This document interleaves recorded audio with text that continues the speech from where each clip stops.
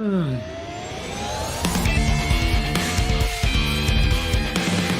and gentlemen, it has been a long time coming. We have been back away for several months, and now it is time for Rock Coliseum 13. My name is Luke, host of the YouTube channel Rocks. Wow, I can't talk. And these are my friends, John, Mark, Crash, and myself. How's everyone doing today? Howdy. Hot. I mean, I could complain, but I don't feel like it. Yeah, there you go. This is going to be a positive Coliseum where we're nice about everything, and the crowd is supportive and not trolly or weird. This was not in my contract. I'm asking for I don't remember birthday signing present. for that. The birthday presents. However, thank you guys all for tuning in. It's been a while since we've done this. Please do share out the links on Discord, Twitter, socials, whatever they are. The more people we get in, the more chance we can do these more in the future. We love having the audience. We love having the audience participation. For those who are new or it's been a while, we will explain how this goes right after some quick introductions. Go ahead. Let's have John. You go first.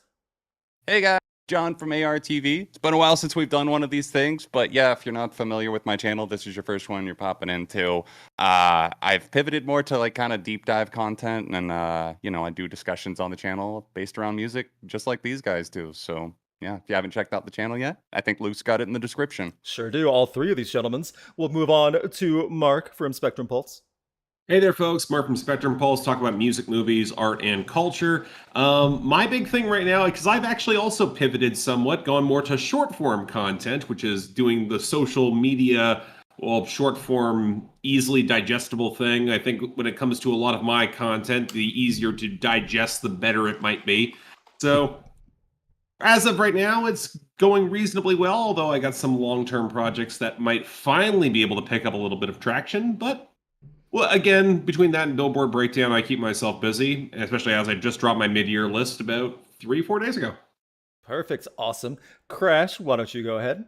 See, all y'all talking about pivots, and I was the one who pivoted first, so I want to be recognized as the innovator here. Okay? Absolutely. And blaze the trail with that. All right. As long as y'all know. No, but now, hey folks, my name is Crash Thompson, and of course I am another YouTube video essayist person. Usually I specialize in music. Occasionally I talk about other topics like games and movies. Actually, my next big video is going to be about a video game, a couple of video games. We'll get to that when we reach more towards the end of the vid, but yeah, y'all should know me. I do video essays, top 10s, goofy stuff, etc., etc. I never know how to do these properly. I should probably prepare beforehand. That'd be nice. We need to start writing scripts for these. Right? Almost like we'd be professionals or something. I am Kirsch. I am Kirsch Thompson Lynn. I am Rock Boy. I am Rock. Yes. Yeah, I'm actually pivoting, guys. I haven't announced this yet, but I'm actually becoming the rock critic now. So you know what? You're welcome to it, man. That title is Can you mail me your old vest? Can you mail me the vest and beanie, please? Oh, now I'm weird. I'm mailing you the fedora. You are getting the fedora, and you have to make the 5-hour Weezer videos now. I gotta start back in 2013. Got it. Yep. Oh, you got a long road ahead of you too. Good luck, homie. The stream is already so awkward and uncomfortable. I don't know what to really go from here at this point. My name is Luke, host of the channel Rock, the channel you're watching right now. I have many videos upcoming also. I have all the socials you can see below on the thing. Along with, and in the video description, you have these three gentlemen's video channels. You should subscribe to them as soon as possible. They make great content. I have other stuff coming soon. We will all plug what we have going on later in the video as well, later in this live stream, I should say. Thank you guys for tuning in. It's disgustingly hot. I'm unbearable. I shot a concert in 100-degree weather. I'm still a little bit not completely there, but you know what? I'm fine. I'm still in much better shape than most of the people that got way too drunk in 100-degree weather and screamed their head off for Bret Michaels. It happened. So, Rock Coliseum. There, I made it. This is a video series we've been doing for a while now where we take your suggestions. We take a band, a song, an album, or you can have a band versus band, song versus song face-off. You make us choose whether they get the thumbs up or the thumbs down. Do we like them? Do we hate them? Then we have a bit of a discussion. The first hour will be open free forum. You type it in the chat, we go through it at random, stop the chat that I have popped out, and we go for that one. We have our discussion and we move through as fast as we can. The second hour is for super chats only. We've been seeing quite a few super chats already. Thank you guys so much for doing those. Keep them coming. We read the super chats at random and we go through as many as possible. If we can't get to it live, we do all the super chats on a document after every stream, so that way your super chat will be covered and everyone can see what we think. You might get some snark in those comments too, but that's just how it is because we think we're hilarious, and some of you deserve the snark.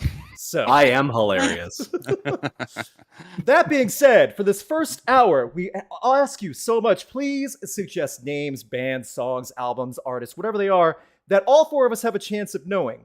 If you suggest a band with like Zach and the Zactones, we're not going to know who that is. And we're not going to have a good discussion because we can't figure out who Zach is, why he has Zactones, and where they are right now. Be fair, the reunion tour is sold out. I'm just like, I'm shocked, but yeah, I guess. There's stuff swimming around this band on TikTok that just gives me an icky feeling. I'm sorry. Zach Talk. Zach Talk's the new album. Oh, you don't even want to end up on Zach Talk, my dude. Oh my god. It's like code for something gross. Oh no. Ugh. That being said, gentlemen, are there any points or beats that I missed when discussing Rock Coliseum? As this is a standard Rock Coliseum, open, wild chaos, whatever it might be. Did I forget it? From embracing chaos. Okay, that's fine. I think you nailed it. Okay. That's what I'm here for. Well, that being said, finally, we do have mods in there. My better half, my fiance Gretchen, is in the chat right now. If you're awful, you will get banned, and she has no issue banning people. Just so you're aware, Gretchen is the best. And I love her more than all of you combined, so be nice in the chat. So. Oh, what the hell, man? I never hid that. You should have known that a while ago. Yeah. At this time! Go ahead. I was about to say, dude, you don't think Gretchen will ban one of us? I believe she has that power, so I'm not here to push buttons. Mods banning other mods. I've been in that Discord before. Right? You say that. She probably just got a giggle and said, and is thinking about it. So, thank you all. So how about that new Shinedown album? Yeah. We're not touching that. Let's keep moving. Everyone's saying hello to Gretchen. That's nice. So, this is the time in the chat. Please keep the super chats coming. But in the meantime, give your suggestion. Who do you want to see in the Rock Coliseum? Band, artist, album, song. You can do a versus round. That's fine too. Let us know. And while you're typing your stuff out, I'm going to type my message. Keep the super chats coming. We will get to as many as possible. Whoa. There. And stop. We are not doing that one. Wow, we're already off to a rough start. Okay. Oh, boy. Oh, no. And stop. Okay, that one we can do. Stop scrolling. That was a good one that I stopped on. Album versus album from the same band, Radiohead. Okay. Kid A versus In Rainbows. Ooh. Interesting. I like it. I'm not against this one. Yeah. Everyone have an answer? Let's do it. I think I do. Okay. I do. Kid A. 1, 2, 3. For me, this is close. Wow. This is close. I am surprised. Yeah. And In Rainbows. 1, 2, 3. I almost wanted to go there with you, Luke, but no, I'm not going to make this. I'm not going to argue you guys away from yours. So I'll let the approvers go first this time. So John, why don't you go first? Why In Rainbows over Kid A? I think, I'm with Crash in the sense that it is very close, but I went with In Rainbows just because I feel like it's an album that I come back to more, whereas Kid A can be very abstract and isolated. I think that In Rainbows is something that definitely perpetuates a lot of different vibes, some of them cold, some of them a little bit warmer, but I really appreciate that album, and Disc 2 being fantastic, having some of the best songs, and I know that obviously that's a bit of a cop-out to say, well, we're including Disc 2 with it, but just, In Rainbows by itself is just such an immersive experience. It's one of the first albums that really won me over in their catalog to being a fan, so gets the edge for me. Fair enough. Mark, why don't you go ahead? The funny thing is, I'd probably say In Rainbows is my third favorite Radiohead album. It's The Bends, OK Computer, then In Rainbows. I think that the album is a lot more song-focused. I think it moves away from some of the electronics that, in my opinion, I think Radiohead's always gotten a little bit more credit for those electronic experimentation than they arguably should have, especially going back into the electronics that was experimented throughout the 90s that they drew upon. And ultimately, again, I agree with John. I go back to In Rainbows a lot more than I do Kid A, as I think it's something that's a lot more approachable, and there's a warmth to that album that I think is often undersold. Fair enough. Crash, why don't you go ahead for In Rainbows? First off, I want to say, Mark, I appreciate the love for the Bends. Definitely here for that. Yeah. Hell yeah. Absolutely. Great killer album. But getting back to the topic at hand, I agree with you. I agree with both of y'all. It's In Rainbows is the more tuneful album. It's the album that has a bit more color. It's a bit more playful. I have to admit, though, this was close for me because I feel like Kid A is an album I kind of, for lack of a better word, respect more. I appreciate it thematically. I appreciate what they were attempting with that album. I appreciate the ambition of Kid A bit more than I do In Rainbows. But at the same time, it's one of those albums that, even though I respect it, I don't love it the same way I love In Rainbows. And Rainbows just has so many good bops. It has so many toe tappers, whereas Kid A is specifically designed to not be that, like by design. So it's kind of an apples and oranges kind of comparison, almost, I feel. But, I don't know. Again, just, even though I would say I respect Kid A more, but I like In Rainbows a little bit more. Yeah. Okay. If that makes any sense. It does. My big thing for K as the Dissenter, I already know Kid A lost. All of what you said is very true and very poignant for In Rainbows by far. There are much more warmer moments than in Kid A. Kid A is by definition bleak, the whole situation. The concept about the family and things like that, it is by definition, from beginning to end, much bleaker and more darker in tone. I think that's what I enjoy about the attempt at all that a little bit more. It's just in the concept of the writing of everything by a hair. Also, this is at a time where a concept album like that from a band like that was not expected, and nobody wanted anything like that in that style, and they still made it work beautifully. That being said, there are songs on In Rainbows that I've come back to possibly more frequently when I want to play a full album. It'd be Kid A, though. Those are my only arguments. I have nothing against In Rainbows. I understand that Kid A lost. I'll let all three of you decide how Kid A loses, because that's not my choice now. Because there is a meme going around right now. Y'all are gonna hate me for this. We punish Kid A by making it star in an Ice Age sequel, since it predicted Ice Age coming, Ice Age coming. Oh my god. Funny. My point was basically going to say everyone in Radiohead has to read the Kid A review from Pitchfork. Out loud in front of an audience. The original. Yes. Back in the day one, the back in the day. The dude has to show up in their studio and actually give a dramatic, actual one-man show performance of that review. No. Here's my thing. I want to hear Tom York sing that review. That might actually be more enjoyable that way, though. If he has to get down and that's my point. It would be fascinating. Yeah. I think there's a lot. No, I agree. I agree. See, that was a good way to start it. Good suggestion. We have not done that one before. Good. Those were positive things, too, we can talk about for both albums. See, it doesn't have to be always Nickelback versus Five Finger Death Punch. I know, right? Suck if you do that. Anyway, let's move on. Thank you guys again. Get your suggestions in right now. Keep the super chats coming. Thank you guys very much. We are at, by the way, 90 likes, but there's 240 people watching. Oh, y'all like Spike. That doesn't seem right. Please hit the like. Please hit the like button right now. It does help to push the stream out to more people on YouTube. Hit the like button right now if you can. So, that being said, the algorithm, folks. Yes. That being said, thank you guys very much. 3, 2, 1. Interesting verses. And they are in the same relative vein too. I can't argue it. Poppy versus Bring Me the Horizon.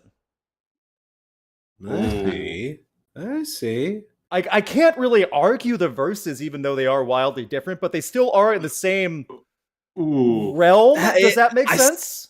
At this point, yes. I still feel it's an apples and oranges kind It of is, thing. but And they're Bring close Me enough. have so much of a bigger discography They do. too. They go back way yeah. farther. But that's what we landed on. And right. this is not one that's awful. So you know what? I'm okay with it. We'll keep No. it brief too, but still, Poppy. 1, 2, 3. Fair enough. All right. And Bring Me the Horizon. Makes sense. 1, 2, 3. Okay.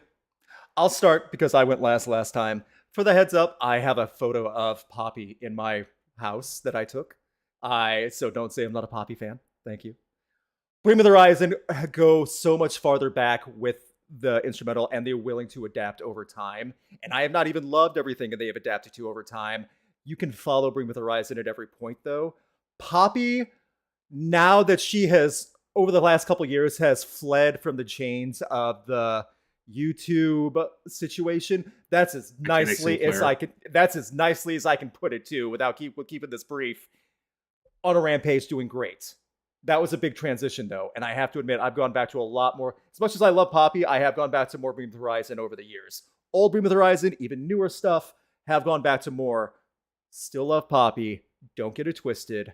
By the way, both are great live. That's it. That I believe. Yeah. Yeah. John, the other defense for Bring Me the Horizon. I just don't think Poppy has delivered a full album that really holds up in the way that, say, Sempiternal or That's the Spirit or even There Is a Hell have. And like Luke was saying, I think that Bring Me have proved time and time again that relevancy is never outside of their grip, even if I'm not necessarily vibing with the stuff that they're putting down on albums like Amo or whatever it might be, the newer stuff. I know they just dropped a new single. Regardless of what it is, they find ways to make it work. They're very innovative, and I think a lot of Poppy's stuff can come across as good as it is. It can come across as a bit of a gimmick, and it's not necessarily a bad gimmick. It just starts to feel a little bit like a one-trick pony at a certain point, whenever it's like, oh, I've got kind of cutesy vocals, but oh, now we're really, really heavy, you know? And it's kind of been going for a while now, and I've just been feeling myself feel a little bit more distant and cold towards some of Poppy's newer material. So, Okay. yeah. Crash, why don't you go next in defense of Poppy? See, I feel kind of the opposite. You know, Bring Me the Horizon. Well, I have to admit, Bring Me the Horizon, I'm already kind of not on their side. I don't like their earlier metalcore phase. It's fine. I don't like despise it or anything, but it's very forgettable to me. I just don't care about a lot of their earlier work. Again, they have stuff like That's the Spirit and Sempiternal that are bangers, but I've never heard them come even close to that on any of their other projects. I know you would disagree with me on that, John, but Post-human. even I'm like, but you know, at the same time, I feel like Poppy, again, I like what she's doing. I feel like it's more ambitious. I feel like and you know, I can agree. I don't think she hasn't had her That's the Spirit or her Sempiternal moment. Like, she hasn't reached that level, but she hasn't reached it yet. For me, it's only a matter of time. To be fair, she is pretty young, so she's still very young. She has a lot of talent. We've already seen the amount of ambition she has. So I believe she has the ability to expand, and she has the ideas. She's got enough going on musically and creatively to make it work. I believe she can do it. Mark, wrap it up for Poppy, if you could. Well, my thing is that where Crash doesn't like early Bring Me the Horizon, I really don't like early Bring Me the Horizon. I think a lot of it's completely unlistenable, especially when it comes to production. Yes, Sempiternal and That's the Spirit are quite good. But at the same time, I think we're selling very early Poppy work a little bit short. Poppy Computer is a great album. Yeah, agreed. I don't think Am I a Girl is great, in my opinion, but it's got some stellar tracks off of it. And as much as her projects that lean more towards metal or rock are, in my opinion, a little hit and miss, I ultimately think there's enough individual cuts from Poppy that showcase the innovation and compositional strengths that I can find be very hit and miss with Bring Me the Horizon. Like at the end of the day, like, I think, again, they're kind of in a similar zone, a similar playing field. but I think Poppy's got more potential. I think there's more of her early catalog I will revisit. She also has an ambient project that I go back to, and I'm pretty much the only one who will. But yeah, there's more to her stuff that I would go back to other than Bring Me, even if I think that Sempiternal and That Spirit have grown on me with time. Fair enough. We have a tie. I don't think we have to really punish anyone for this one. I don't see a point. Yeah. My suggestion, though, instead of in place of that, would this be a good collaboration? Absolutely. I'm surprised it hasn't happened yet. I could see that. I could see that working very well. Because I'd be down for all about collaborations now. Which is to hit and miss. Hit and miss. Yes. Yes. I mean, it's Ollie and Jordan on that. Yes. It's Ollie and Jordan only. The rest of the band aren't playing on these collabs. I feel like I could see Poppy actually doing something though with that one. Oh yeah. Yeah. It would be better than Bring Me the Horizon working with MGK. Yeah. Oh yeah. Yeah. For those that are watching, you heard it all. John, Mark, and Crash. I've had to hit the foghorn twice during this stream. Just wanted to get those up. It's such a shame we don't get those sound effects. I know. Such a shame. Yeah, it's okay. I'll never know when I've been foghorned. Moving on. Thank you guys very much for tuning in. We have 148 likes now. You guys did come through when we asked you. Very grateful. Very much appreciated. Now continue to come through. Now we need more people. Please share the link if you can. That would help us immensely. And stop. Okay, we probably have done this in the super chat document. I don't know if we've ever done this on stream. Correct me if I'm wrong. Wolf Alice. I've been waiting for this moment my whole life. Because I'm pretty sure we've done it in the document. Done this on stream. We have not done it on stream. That's what I thought. So it is worth doing on the stream. Okay, does everyone have an opinion? I'll need to recuse myself. I kind of don't. Okay. You want to hold this for later? Okay, let's hold it for later. Okay, again, we're trying to do one that we all know. So thank you guys. Thank you. Good suggestion. Fair suggestion. Moving on. Friendship with Crash ended. Oh, good. Sorry about that. Until he listens to enough of the album. Just to get it out there for mine. That's brutal. And stop. Okay. Have we done one for Loathe? I don't think so. Oh.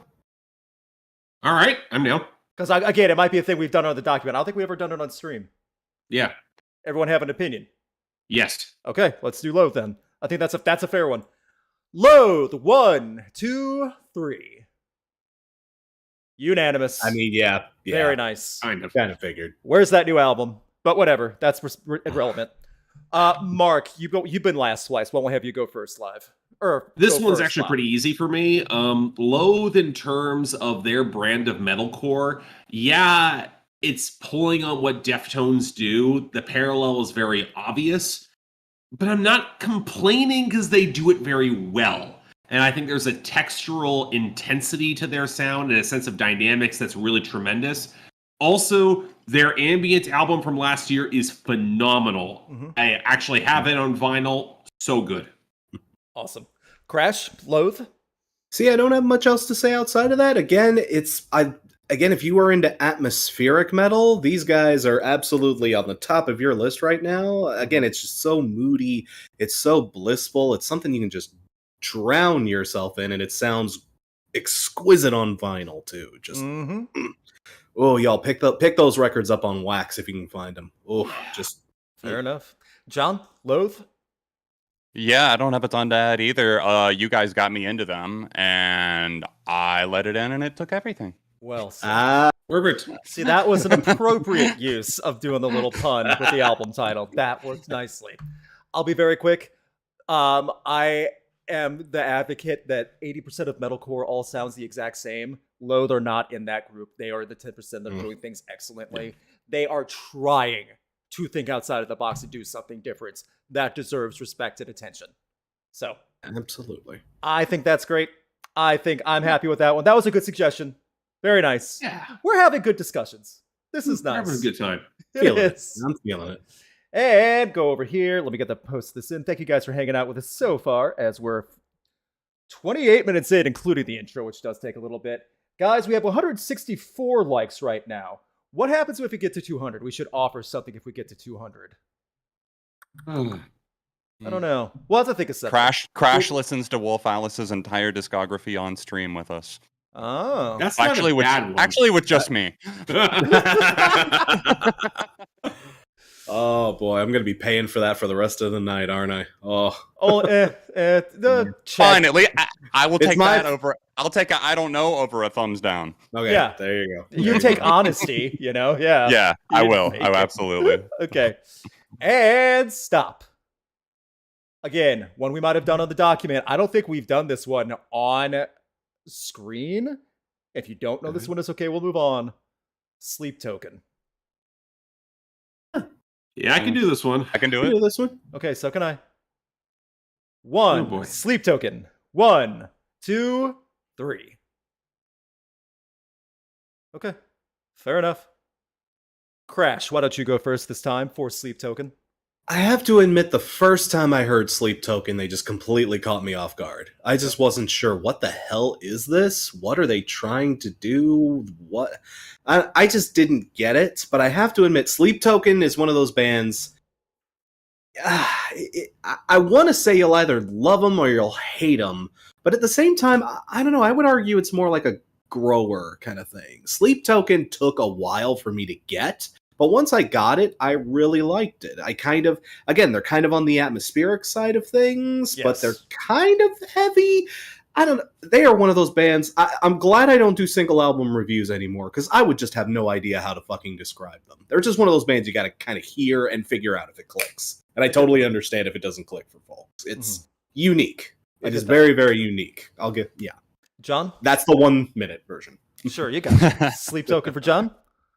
Well, it's interesting they could come after Loathe because in a way they do play a lot with the quiet, loud, Yeah, dynamic thing and a little the bit. atmosphere and the heaviness and then the more ethereal stuff. I wasn't super keen on the latest album. What was it? This Place Will Become Your Tomb, I think Yeah. it was called. Yeah. I really dug some of the tracks on there, like Hypnosis, but it was their first album, Sundowning, that kind of like Crash had snuck up on me and ended up becoming one of my favorite albums of the 2010s, even though it was towards the end of the album, or towards the end of the decade. I really, really loved that one. And it was just, I guess, the concept of the project that really hit home for me, with sundowning being a term that, kind of applies to people that struggle with like dementia and Alzheimer's. And it's something that's affected my family a lot. So I think that thematically it really hit home and felt important. And I love the atmosphere of what they do, even if I don't love necessarily every album in full. Fair.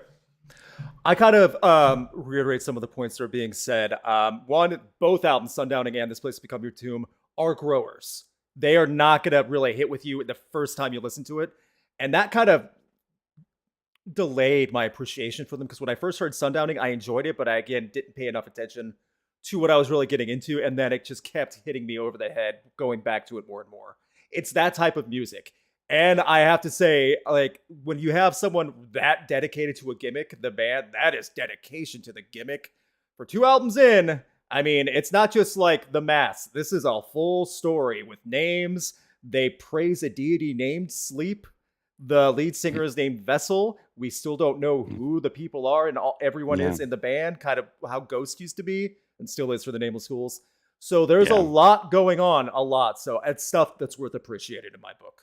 Now, not for everyone. You will not hear me try to argue if you don't like Sleep Token. I kind of do get it. It is for me. And Mark, why don't you get Sleep Token? Why is it not for you?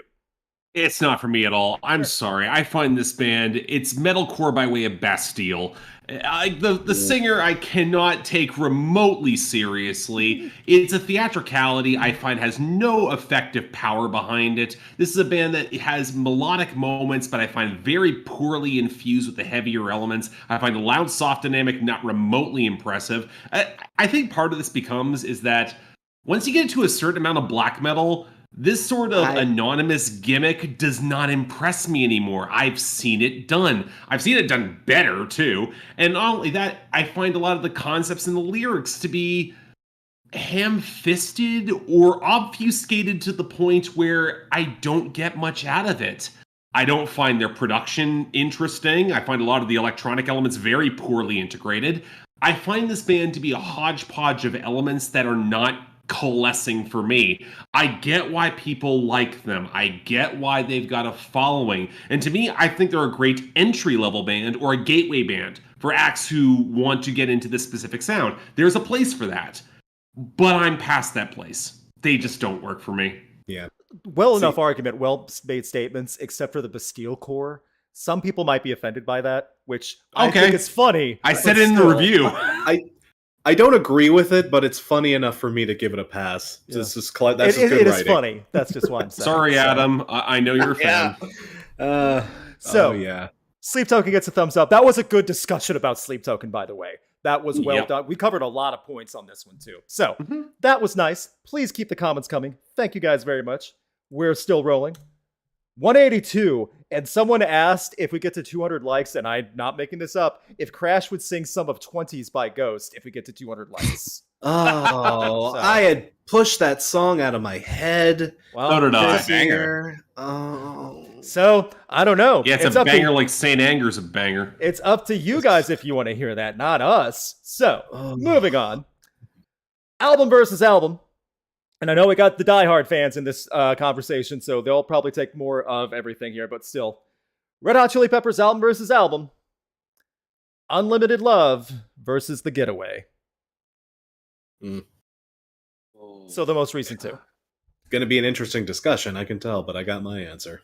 The Getaway. I have one too. Okay. John? Yeah. Okay. The Getaway. So 2016.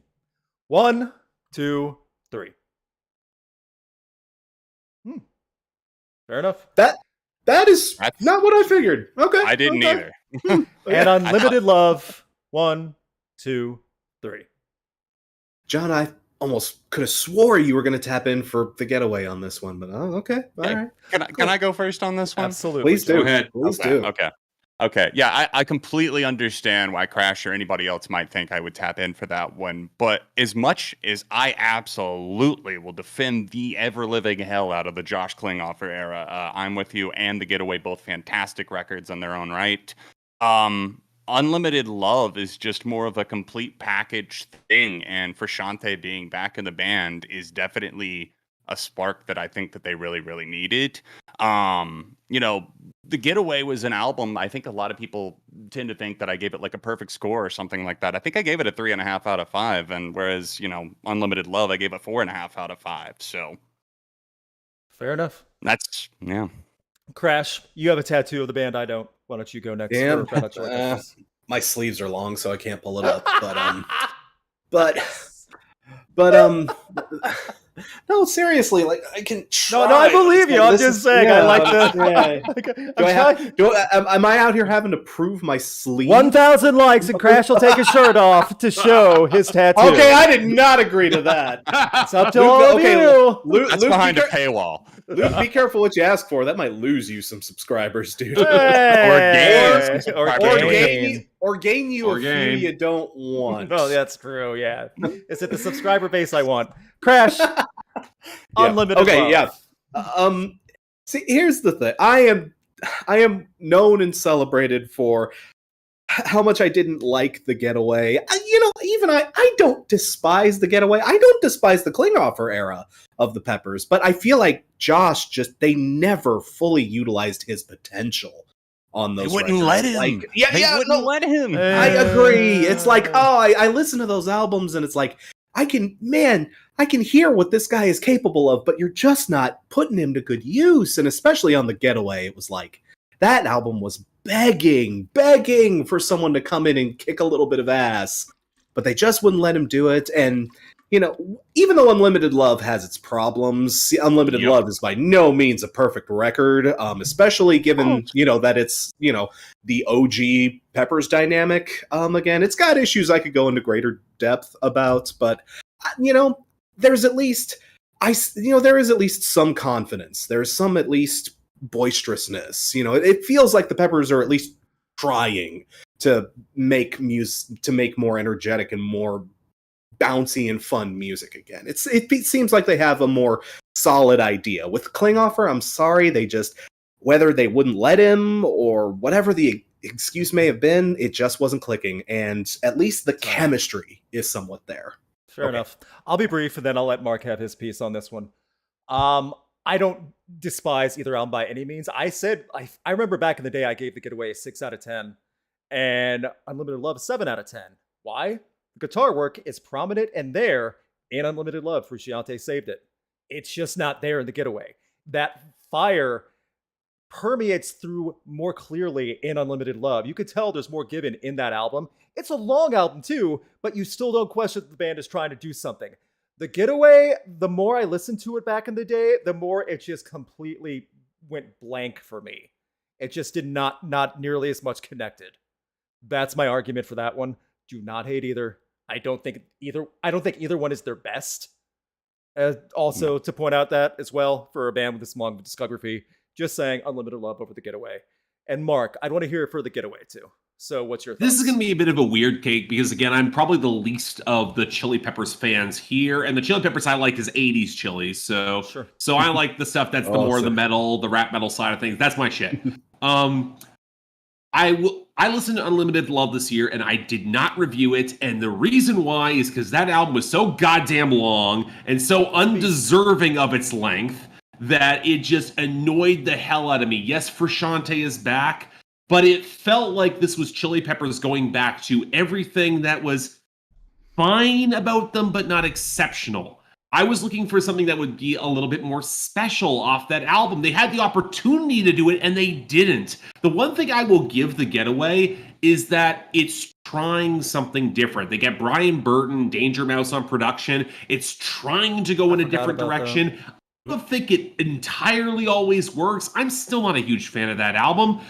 But at the same time, I can at least go back to a song like Dark Necessities and say that song kicks ass. Mm-hmm. Whereas I go to Unlimited Love and I'm like, I can't find a song that grips me in that same way. And that was a real problem for an album that is that much more material. I can't find a song like that.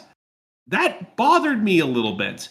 And the other thing, and the length bothered me a lot, but at the same time, the lyrics of Unlimited Love drove me off the wall. You start listening to, like, I've had my tolerance for bad, like, Chili Peppers lyrics pretty high.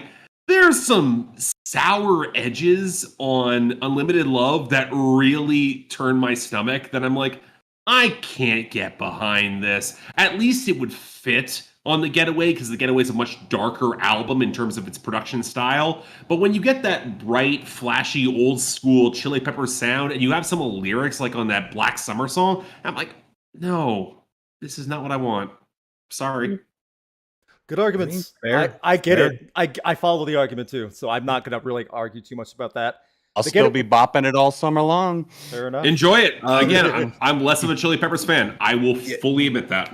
You know what, Mark? One thing I think we can all agree on: uplift, mofo, party plan for life. Yeah. Okay.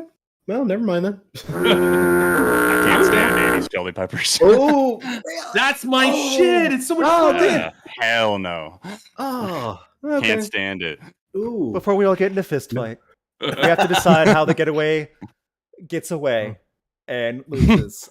Does it just go with Josh? Does it just get shelved with Josh and never seen again? Josh is doing fine he's with Pearl Jam right now. Yeah, he's having a grand old time. Yeah, he's really. He's like a touring. He's touring with them. Yeah, but he's his solo stuff is really good too, from what I've heard. And they're doing, and Pearl Jam's doing this arena tour later this year. Yeah. So like a full arena tour, like the big ones. So you know what? Is that guy playing on some of Eddie Vedder's new stuff? Oh, I don't know. The better solo album that just came out. I don't know. No. Josh is playing on that along. So is Chad Smith from the Chili Peppers. I remember Chad Smith drumming. Yeah, they did shows together. I might actually have to listen to that album now. Chad's doing Ozzy's upcoming album again. He's doing a lot of other stuff too. So Chad and Josh are still close. They're the only members that didn't have like a falling out after he left. So. That's good. And Flea's a weirdo, so you can never get too close to that guy. So let's be honest. Let's just be straight up honest, guys. Come on. So. Good suggestions. Thank you, guys. I just typed it in. Please keep the super chats coming. We'll get through as many as we can in the second hour. We promise. This is always a lot of fun. Oh, this is going to upset some people. Oh, dear. I don't know how the discussion is going to turn out. I know we have opinions, though, and we definitely have never done this one. Guns N' Roses versus Van Halen. See this. What era of It Van does not Halen? say. It does not say eras. Yeah, that's a key. Yeah, this is not fair. This is like not even fair. I'm kind of drawn blank too because there's so many generational divides between. Yeah, it's tough. Does anyone I got it, but I'm good. Okay. Yep. Does everyone have an answer? Oh yeah. Okay. Whew. Okay, in the order I saw it. Guns N' Roses. 1, 2, 3. Figured. Okay. And Van Halen. 1, 2, 3. For me, this is not even close, y'all. I'm sorry. It's Kind of same. Me. It's close. It's closer for me. It is close, but it's not close. But it's not fair. It really isn't. It's not. Okay, I'll go first. It's one. It's not fair. Even though time frames might be somewhat intertwined, kind of, it's still not fair because this was such a huge thing for Van Halen to really come kicking down the door in the early 80s. Even after the whole David Lee Roth shenanigans, still carrying on with a new singer proved to me that Van Halen was much more than just southern rock turned glam rock turned hair metal turned whatever you want to call it over the generations. Yeah, I know Van Halen 3 exists. Yeah, I know other stuff after that exists.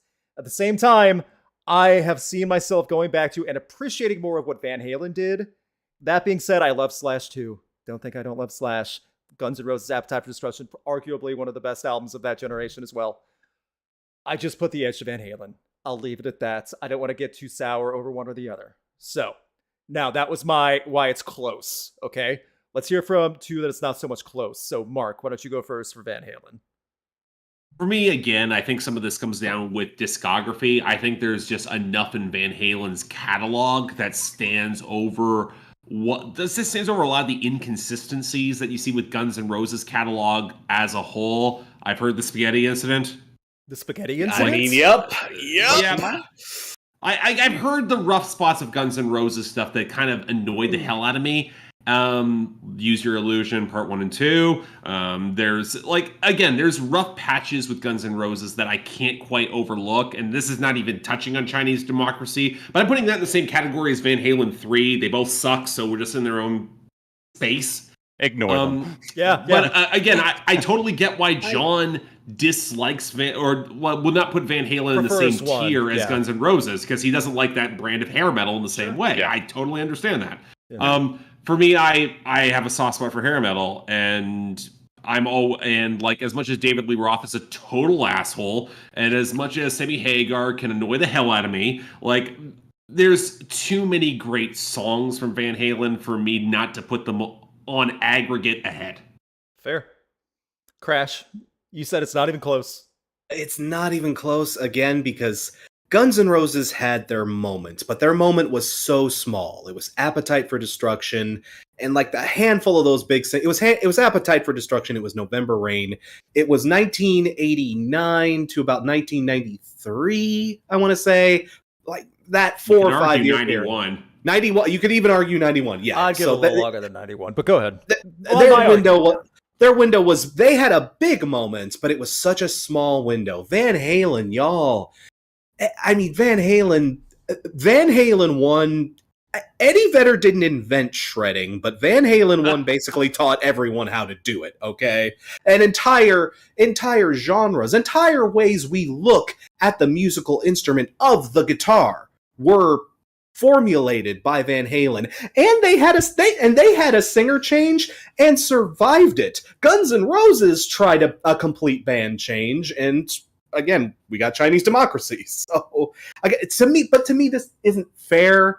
I don't know. It's comparing the entire Souls series against a small little indie game. The indie game is good, but it's up against this monolith, and it's just, I'm sorry, it's not a fair comparison. So I could talk about this all day. So Guns N' Roses is a little AA cell phone indie game. Got it. Yeah, but it's Braid. John, Guns N' Roses praise, if you would. Let me just lavish some praise on Axl Rose and company. Wow, that's a task. Let's hear it. Let's see. Yeah, I don't envy that. Hey, I don't really love either band. Sorry, but like I'm not the biggest like hair metal, like Mark already said. Like I'm not super into that, or I'm not really that into Guns N' Roses either. I think that they're both bands that I listen to specific songs from, and I find myself coming back to more Guns N' Roses tracks. And obviously, you've got early Van Halen records, early Guns N' Roses records, both of which I really enjoy. I guess it's just a matter for me of which one I come back to more, and that's Guns N' Roses. I prefer Axl's voice in the early days to either of Van Halen's primary vocalists. Fair enough. That I can see. Final, That I get. I get final that. points. I'm Yeah. glad you said voice in early days. Has anyone seen Guns N' Roses live? Yeah, Luke, I was about to say, Trust me, I know. you've got pointers on that. Ooh. Yeah. Ooh. I just did a video about rock stars that can't sing live. Yes, and I would. This is somewhat topical because Guns N' Roses are having serious problems live, to the point where supporting bands are dropping off and people are wanting refunds really? because Yeah. this is It's a like in the jungle last out there. week. At the last week, it's his own jungle. I don't know what Welcome to to tell it. him. Yeah. So Guns N' Roses have to fade away. My punishment is simple. If I had a choice, Axl Rose is no longer allowed to have a helicopter fly him into shows when he's supposed to set and delay every set 45 minutes late, which he still has a problem with. Really? You gotta be kidding me. Come on. Wow. 3 decades and you haven't learned your lesson, dude. I wish I could have made that up. That happened to Gresham and I in 2019. We were in media. We didn't have to sweat it out with thousands of people in Louisville, Kentucky for Louder Than Life. They were crammed together at the end of the night watching this Guns N' Roses graphic for 45 minutes in the stank, sweaty heat. And there was no countdown. There was no, we'll be right there. Nope. Just endless waiting. And 45 minutes later, because the chopper finally came in, the others are just driven in. Slash deserves better. They took the stage and Axl sounded like he just smoked 10 packs of unfiltered menthols right before he took stage. On the helicopter. Probably. Sorry, I'm still salty. The helicopter's going down. It's smoking. Oh wait, it's no, just it's not. Axl. It's still flying fine. Also, It's just Axl. I apologize. I'm still salty about that because those people were diehard Guns N' Roses fan that night, and they got screwed over. So I know they've done better shows. Surprised, we're talking about pure assholes. Like we've got Axl Rose versus David Lee Roth. It's true. Yeah. I mean, Ooh, at least Olympics. at least Dave showed up to those shows, you know. He did. There's a celebrity death match in clay fighting though. That'd be a good one. That'd be weird. Dave would kick Axl's ass. I believe so. I think so too. I kind of agree because at the end of the day, David Lee Roth has Just Like in Paradise, which is a fantastic pop song. Yeah. No, that whole little EP was good. It was a treat. I have that on vinyl. It's a lovely little treat. So do I. It's a lot of fun. It's great. All right. And this might be our last one of the final hour, depending on how much time we have. Thank you guys for tuning in. Thank you guys. We are at 201 likes. So thank you guys very much. Please keep it up. We've had a good consistent number too. So, and finally, it just landed. That is a good alternative one. We haven't more like at the true alternative side for a while. Nice. Band versus band, Churches versus Pale Waves. Oh, that's not fair. That's not fair. Not even slightly fair. That's a thrashing. Oh, I feel bad. All right. I was gonna make a snarky comment, but I don't want to sway votes. I don't think you're gonna. I think we know. You're not swaying. Churches. 1, 2, 3. And y'all, even I gotta. Double thumbs up.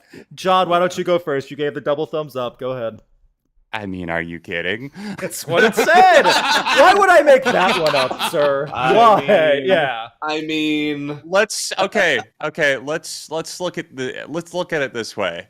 We could either have a great meal out cooked by some of the finest chefs in the world, or we could have an opened pack of Great Value brand bologna that's been swept under the aisle for about 3 weeks, and then an employee finds it and says, "Oh, maybe I'll take this out and try a sample." And you're like, "Oh my God, this tastes like it was from the year 2000." And you're like, "Yeah, exactly. Except it's even worse." And that's Pale Waves. I will pay for a commission to make that an album quote with a picture of Pale Waves as a description of the That's band for some mean. Photoshopper. Little Anyway. mean. Also- They suck. Also, in Alabama, that does count as going out to eat. So make sure you're clear. Oh. I'll be very quick. You- I do not hate Pale Waves nearly as much as many other people. I was always indifferent though. I liked the first album. The second album was not a bomb. What's past a bomb? I don't even know. Anyway, I will say this: I've heard the singles from this latest upcoming album. They're fine. Another one? New one. This one, they blow the second one album out of the water. It's not exciting to death. It's fine though. Churches makes you happy to listen to music. They make you want to keep coming back. They have such a great electronically charged and variety with what they do. Fun live. Lauren has such a great, her tone and voice fits so well with so much creativity. Pale Waves is a band. Churches is a spectacle in that type of comparison. So, Mark, why don't you go next for? I hate to use this comparison, but it's like an A-lister versus a C-lister. I mean, you're not wrong though. They would be high. I know I'm not. Variation on like a festival lineup. You would see Churches Yeah, way like higher. Churches is getting the main stage. Pale Waves is one of the opening acts that comes out at 1:30. And it sucks to say that because I've seen Pale Waves live, and they're not bad at all. Mm-hmm. I actually think they're a pretty decent time live.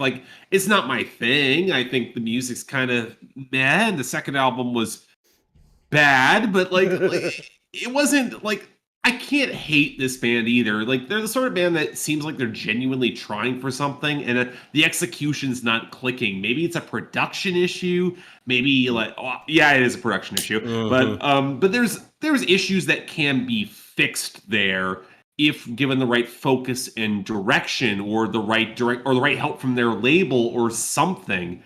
Churches. And let's be real, Churches had some of that problems too. I know we want to brush over this, but Churches' third album was not that good. No, they had a dip.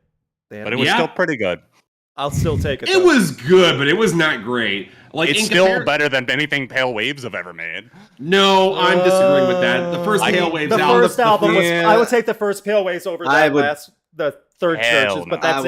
that's it though. But that's the thing. Churches is kind of on a different tier. They've got three of the best synth pop albums the last 10 years. So it's not fair. Cratch, praise for the House of Churches. Yeah. Again, I had a feeling. I had a feeling you were hoping I'd be the odd man out on this one, but I just gotta. To this day, I'm a fervent defender of the first record. I think the first record is kind of an underlooked. It got hated, and it did not deserve the hate it gotten.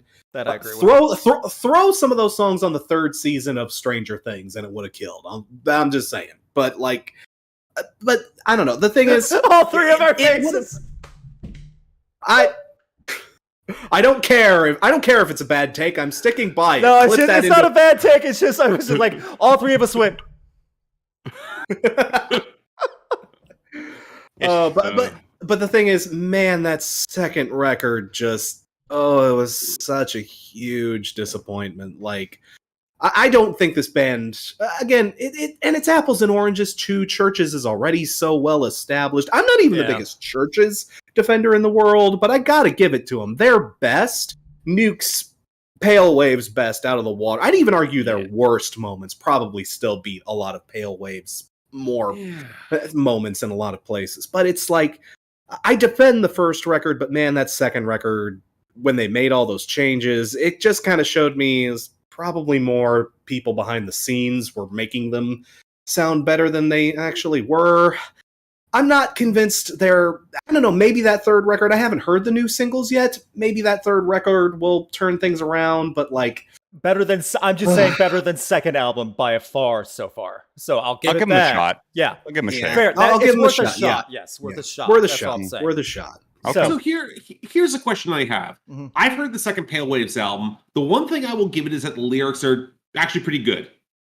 I would agree with.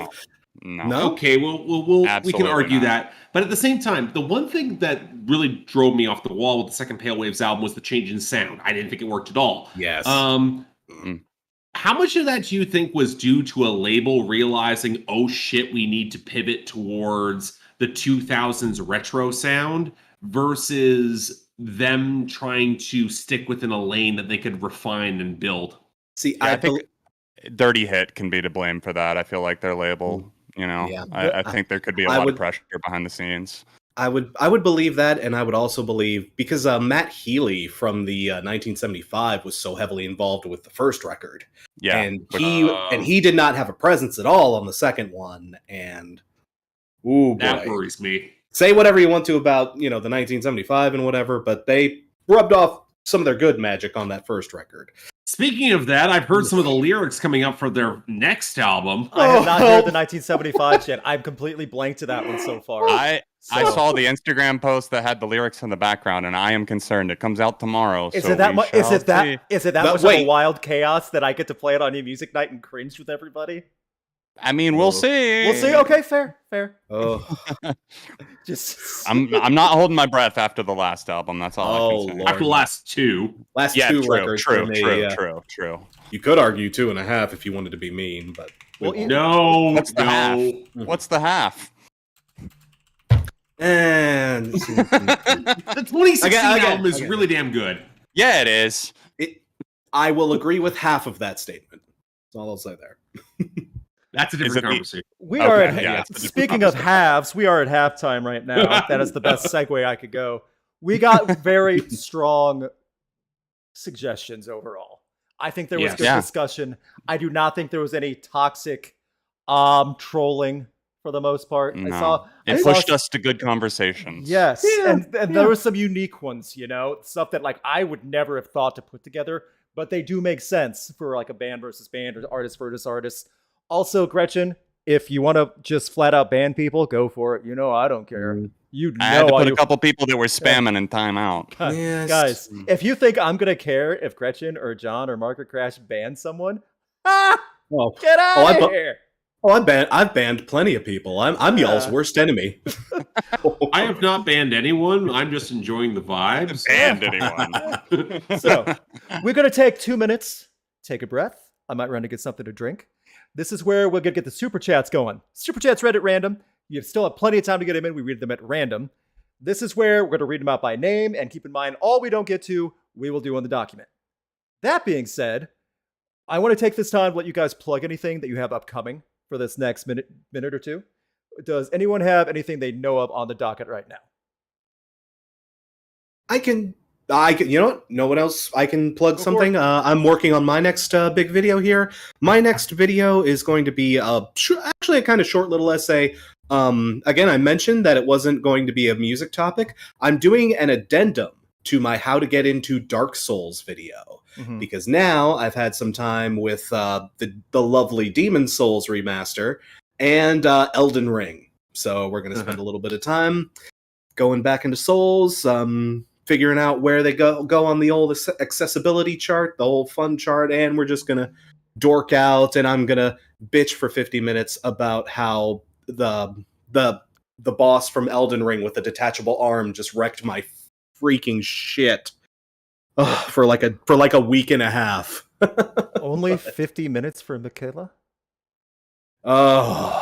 I wish it were only 50 minutes for Michaela. Oh my goodness. Really quick. Sorry to stall, but I want to see the reaction. Crash, did you ever get the Platinum Trophy? Because I did. I got the Platinum Trophy. I don't have that. Dude, I don't have that much free time, man. I didn't either, but I did it. So, that being said. For those who are interested on this YouTube channel tomorrow, I am starting my first of a 2-series video series where I'm going to say 10 reasons why said musician is awesome. And we start tomorrow with Trent Reznor. 10 reasons why Trent Reznor is awesome. Think of it more of a fun fact, informational, historical look, not a deep dive, more lighthearted. But still, I'll be making videos like this for certain artists. And on the flip side, for different artists, I will be making a video series 10 reasons why said musician is awful. And I'll be looking at 10 reasons why a said musician is awful. To balance everything out, there'll always be different artists. I'm not going to do a video on why 10 reasons why Trent Reznor is awful. No. Why not? Because I'm trying to keep this the same way. And are there even 10? I can argue about half the fragile counts. Oh. I want to see Mark tap in for some of these on the Pushing the Up Roses Why is They looking Suck up your series. location right now, Mark. Right now. Well, I'm going to be in Chicago in No, a week and a half. I'm so- just kidding. You'll all meet at the wedding, guys. Don't worry. It'll all be a great time. Oh. Don't suggest that for your special day, Luke. Yeah, Gretchen might have words with you Fist about fights that. in the pond. Let's Fist fight in the parking lot. No, it's too nice of a place, guys. You're not going to want a fist fight when you're there. I fist fought in better and worse. Why would you make that argument, Crash? Why would you try to add that? Woof. Because I'm a fighter. I'm not challenging you. I'm not saying. I bet you won't get fought at this Denny's. What the heck? I won't Stop back challenging down. me. I'm too headstrong. I That's won't not back down. bullshit. No. Ooh, and Crash I'll has take a on trap. anyone. Crash has a trap take on T-shirt. anyone. He has the trap T-shirt. He can wear that while saying it. I Do you have don't the have that lawnmower one? T-shirt That's anymore. true. I know. I And that was- don't Yeah, have right. it anymore. And Crash, by the way, I know you did not know when you bought that. Many years ago. No, none No of one us could've. knew. None of us could have known. None of us could have known that shit. Oh, my goodness. Gretchen just said, "No, I'll be enjoying the s'mores bar while y'all doing that. Have fun." So she's not going to even notice. There's a s'mores bar? Oh, we have so much I'm food. You in. guys are not going to even be prepared for it. Don't eat dinner the night before. You'll fill up I'm tomorrow. going to fast for the week before. Yeah, there That you sounds go. like a good idea, John. I might do that. It's time for the super chats. Alrighty.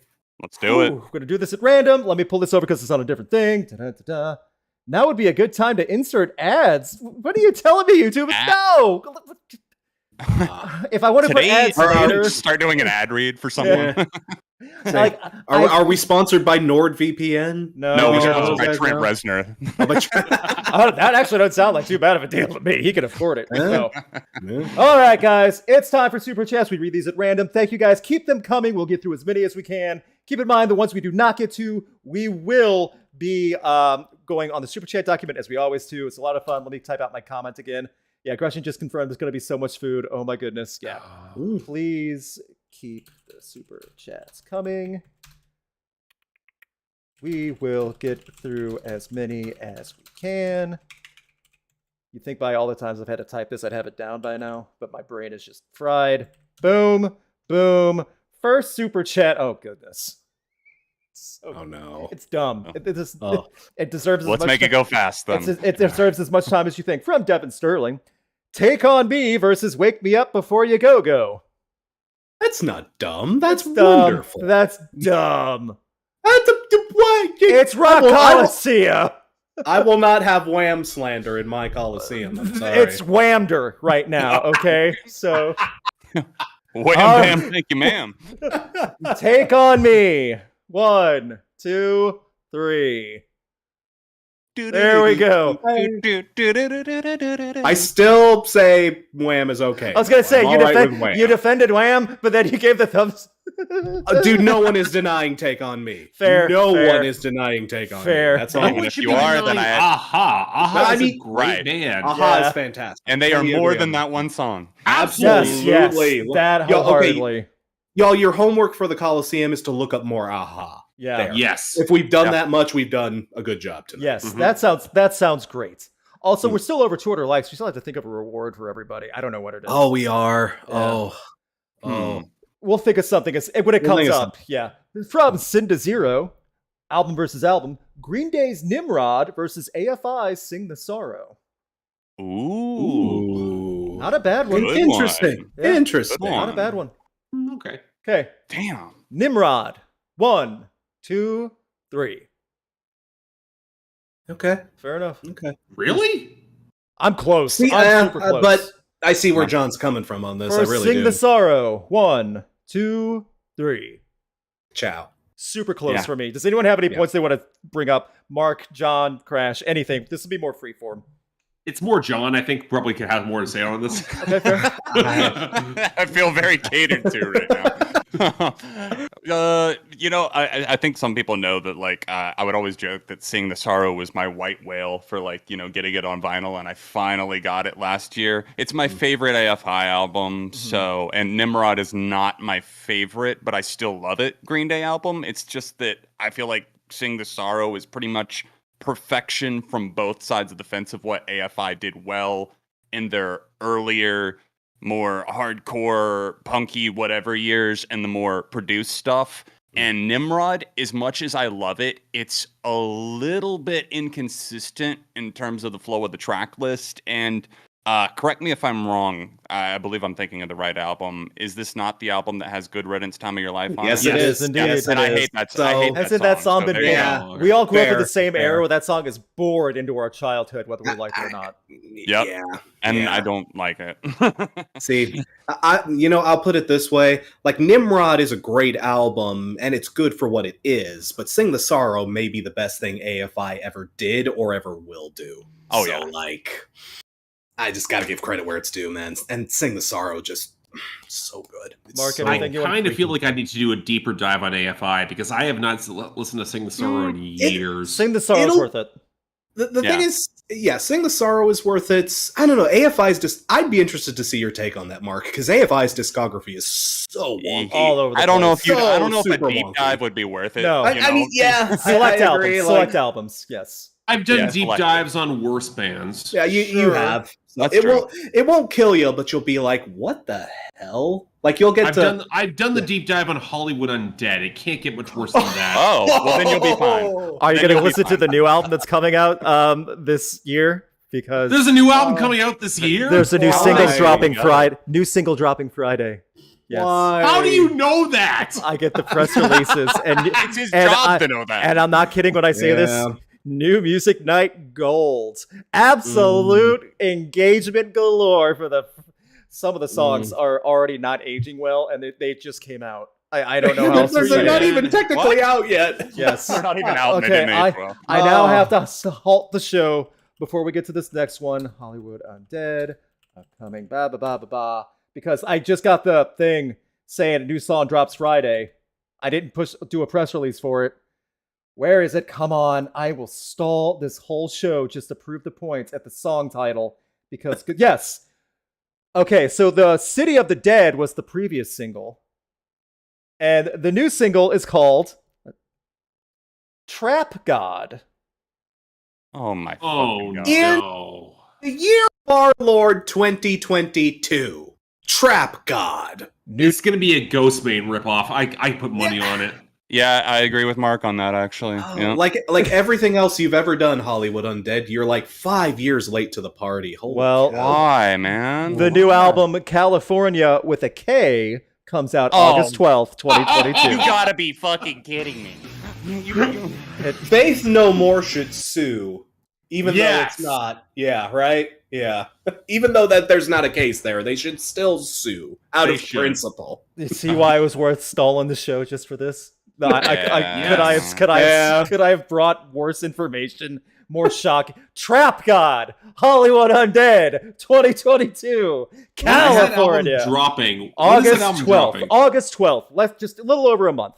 I'm gonna be on vacation in the mountains. I'm not gonna engage with this at all. The mountains in California with a K. Okay. No, the mountains out in BC, which Fair is enough, fair same enough. mountain range. You'll be just in further Canada north. with a K. Oh no! Canada with a K. Oh. Goodness. That's the sequel. Stay tuned. 2023. Ugh. Oh. We're doing a tour Let's up in move Canada on. with a K. Oh. That record is gonna have a snow feature, and it's gonna suck. Is he still alive? Mark? I'm sorry. I'm so sorry. Here's the Mark. thing, I hate to he shame was- your homeland like that. Here's the thing: he was on a song I want to say about a year or two ago, and he still sounded good. Yeah. Okay. Fair enough. Hey, Like, more credit to him. But the thing is, there's a bunch of like Canadian rappers who came out in like the 90s and early 2000s who've actually aged surprisingly well.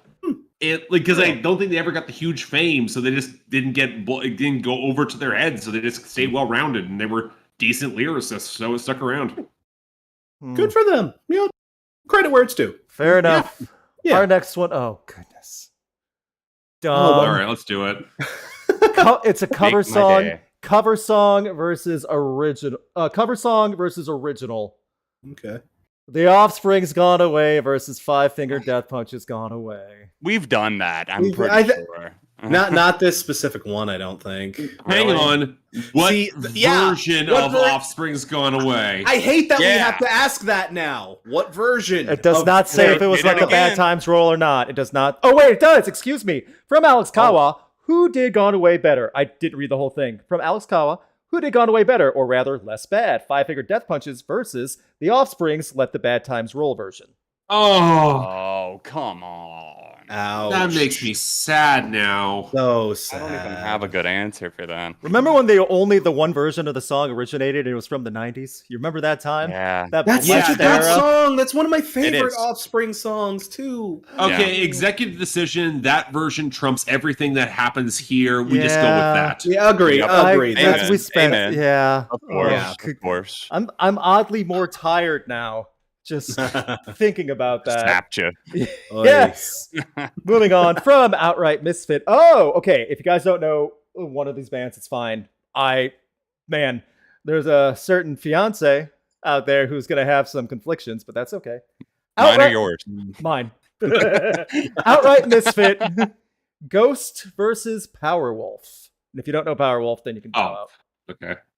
I know Powerwolf. Oh, I think do. I know Powerwolf. I think somebody sent them in on one of my Demons streams. are a girl's best friend. Yeah.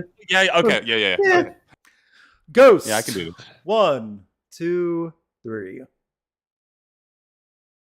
I mean, I mean, even it's off not- the last album, still it wasn't like Powerwolf. like Yeah. Ghost is still great. Again, it's not. It's like A level versus a C level here. You know, it's just. You know, Luke, I'm glad you had fun. Yeah. And it's Even not from it's that not their best. It's not their best, but it's still I had fun. Yeah. Even from that album, Watch It From the Sky is a great song. Yeah. Oh, Yeah. Gretchen, don't get mad. Put down the flamethrower. Just because they don't like this album as much doesn't mean they hate everything. Gretchen, I need you to hear me on this. Who gave it the most positive overall review? Yeah, this out of guy. the other three. Oh, okay. I was gonna say, what the heck, man? No, It was not Sean. you. It was No, I Sean. meant out That's of true. me, Mark, and Crash. That is true. Yeah, Mark, you and I tag team that one. We're not wriggling out of this one. Yeah, I was about to say you guys Also, did do that one To together. be fair, Yeah. Also, we all said Ghost. Powerwolf is great too, though. You know, Yeah, I yeah, enjoyed some Powerwolf. credit where it's due. Fun. Powerwolf is they're good for So what they fun. are. Exactly. Question here: has anyone seen Powerwolf live? No, but they are doing their live stream, pay-per-view, blah, blah, blah special later this summer. They've already showed some clips of it. It looks amazing. So I only ask Pay-per-view, 'cause blah, blah, power blah metal- special. Power metal bands know. can translate live in weird ways because Yes. I've seen I've got questions with Blind Guardian live because as phenomenal as Hansi Kirsch is, he's often overdubbed so heavily that it's tough to see when he goes on festival stages. see, I've looked up live footage, and they've done live songs and live releases Powerwolf has over the years, and they all sound fantastic. Okay, that's good. Take that for what it's worth. Not seeing them live, but hearing their live recordings, it all translates well. So that's an asterisk for that I can say.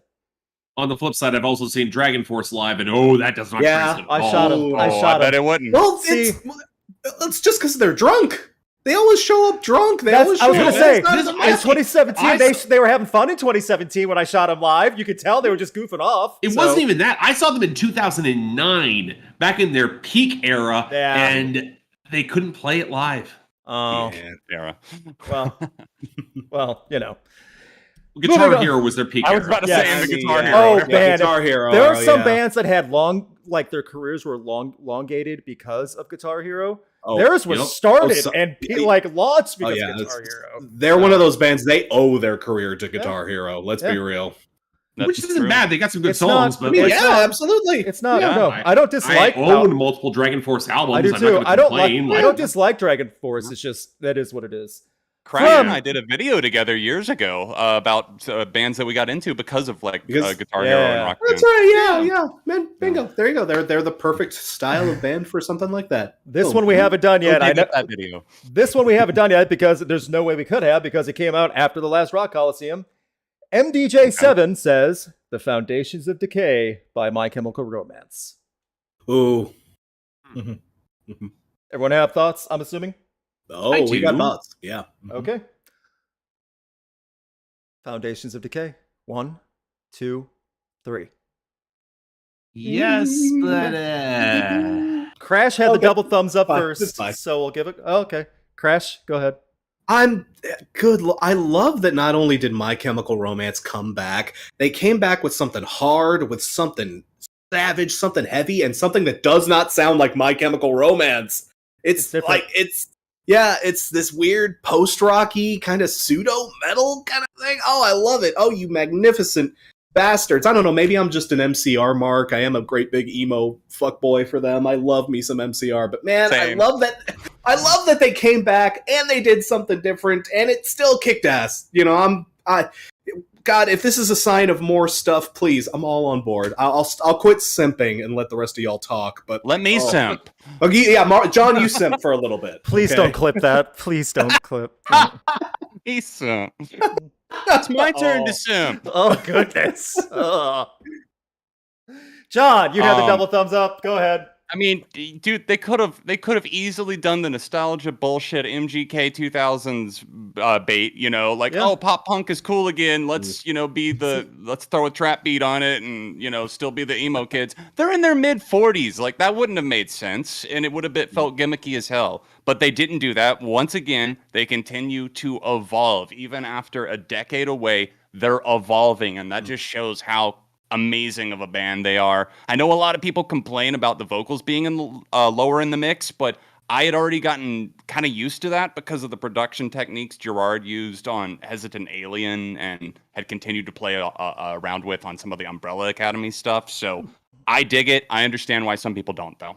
Okay. Mark, any thoughts on the Foundations of Decay?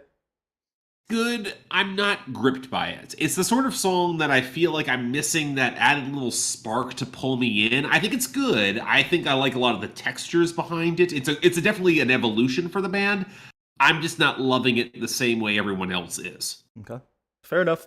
I'll be brief with mine too, because I played this also on New Music Night.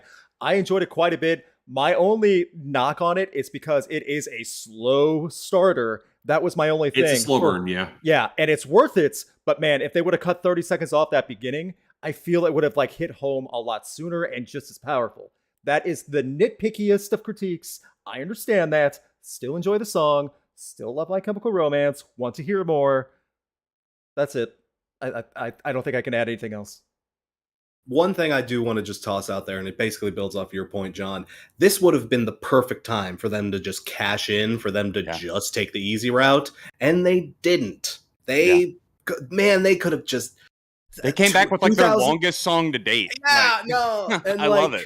Yeah, no. It's so unconventional. We live in the age of 2-minute songs, and they did a 6-minute track. They get bonus points for putting in the work and trying to be something different in this reflection. They didn't do... They can be proud of that. They didn't do Na Na Na Part 2, or something like that. Yeah. Thank God. We wouldn't have wanted that. I like Danger Days, but I won't make it a thing. See, I played that song on bass, so I'm biased. I love Danger Days, but the singles were my least favorite tracks. I mean, fair. Definitely fair. They weren't very good. Get out of here. Okay. Oh, no. Versus Luke. singers. I feel like this is trying to be obnoxious because of current discussion. Present day Axl Rose versus Vince Neil. Kyle Hummel. We were just talking shit before we came on. Oh. Were we shame on us. Shame on us. I think our mics might have been hot. I promise they weren't. The singer of Motley Crue, present day, versus the singer of Guns N' Roses, present day. Present day? Yeah, I was about to say present day. Okay. I haven't heard them live, so I'm going to recuse myself. I've seen more than enough footage. I've seen clips. I'll be fair, I haven't actually gone to a show or anything. I wouldn't spend money on that. Nope. I've seen on close. I wouldn't either. I'm just saying I have seen up close working. So, present day Axl Rose. 1, 2, 3. It sound a little weird, but I get it. Is John thumbs up too? Okay, I get it. Yeah, I'm here. Vince Neil, 1, 2, 3, and the effort is one deciding factor. I'll go first, and this is freeform anyway. Vince Neil is not in good shape, not well, and he's still putting in the best effort he can. Axl Rose, I don't think you could pay him to care. I don't know. 100% fair. No, but I can't understand the words out of his mouth. Fair. I don't argue that. Yeah. I don't argue. what I'll put it down to is the actual source material themselves. I mean, Sure. Motley Crue, you know, I mean, Vince Neil, even in his prime, he had some moments. He's not like the easiest to emulate. But Axl, have y'all ever tried to do like a Guns N' Roses song at karaoke or anything? me. No, why don't you show us, Crash? Oh, I walked right Yeah. into that. Not right now. I'm in the middle. I'm in the middle Make of your a point. discussion. Make your point. I'm make your making a point. Sing your point. Well, you know, we can do this for the reward. How about that? Sure, yeah. Just How sure, about yeah. that? Yeah. Okay, but getting back to my point, like old school Axl is so hard to do. It would be even if Axl did give a shit, and even if Axl were putting the effort in, those would be hard songs to emulate. So again, just because of the level of material that Axl was just starting at a higher bar. Of course, neither of them are clearing those bars, but Axl has a higher length to jump than Vince does, and you know. Yeah. They're both missing, but Vince wins kind of points for not missing quite as badly, I Sure. guess. Okay.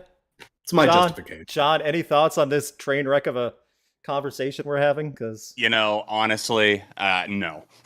I get it. I have nothing Fair. else to add. Fair. I have nothing else. I don't blame you. Yeah. I just don't blame you. So Vince Neil fades away, I guess. He gets to finally calm down and just sit there. Retire. Yeah. Yeah. Please Let him retire. Please, man. Please. Man, For, oh, man. for real this time, you know. Like, you got to have more than enough money in the retirement account at this point. Oh, you'd be surprised. He just had over 40,000 people at a stadium last night, so he's got to be making some type of paycheck. Right. You Yeah. know? Yeah. Well, save Again, this one this time. Yeah. Save those paychecks, my dude. Make this one count, okay? No more reunion tours. I know. From Evan Hammer, Killswitch Engage versus All That Remains. Come on, not I'm not even super slightly familiar fair. with All That Remains, so I'll have to set that one. Fair enough. Yeah. Everyone else? Mostly familiar. Okay. I can do this. Luke, Crash, yeah. I think you and I are on the same Yeah, wavelength on this one. Yeah. Killswitch Engage. 1, 2, 3. Phil Labonte, go to hell. Guys, I'm it's, voting anyway. well, yeah, thank you, John. Thank you. There John, you go, okay. let me add this, John. You're not familiar with All That Remains that much? Yeah. Lucky. You're lucky. Yeah, you're lucky. You don't really realize don't how know, lucky you though. are. Their I best really days, don't know, though. but, I mean, their best days were well over a decade ago. Oh, and they absolutely. and I don't want to say they. Phil Labonte still finds ways to dig himself deeper. Sounds like a NASCAR driver. Phil Labonte. It's that audience. So yeah. there you go. It takes talent to be a NASCAR driver, though. Phil doesn't have that. Yeah. Ooh. And also, you can't use auto-tune in NASCAR. Right? Yeah. I was just about to say, ooh. That's not a You'd be surprised what they can do with mufflers these days. it just hums. In this case, I'm most familiar with Phil Labonte and All That Remains, thanks to Crash, and putting them on the worst of list in one of the years for when they did that god-awful cover of the Thunder Rolls. Thunder Rolls. Yes, Yeah, Garth Brooks. that was dope. That was a single. Yeah, that was on the radio. Oh, yeah. It was so bad. I heard that. Yeah. Yeah, Oh, I yeah. did too, That's and them. I'm like, ooh.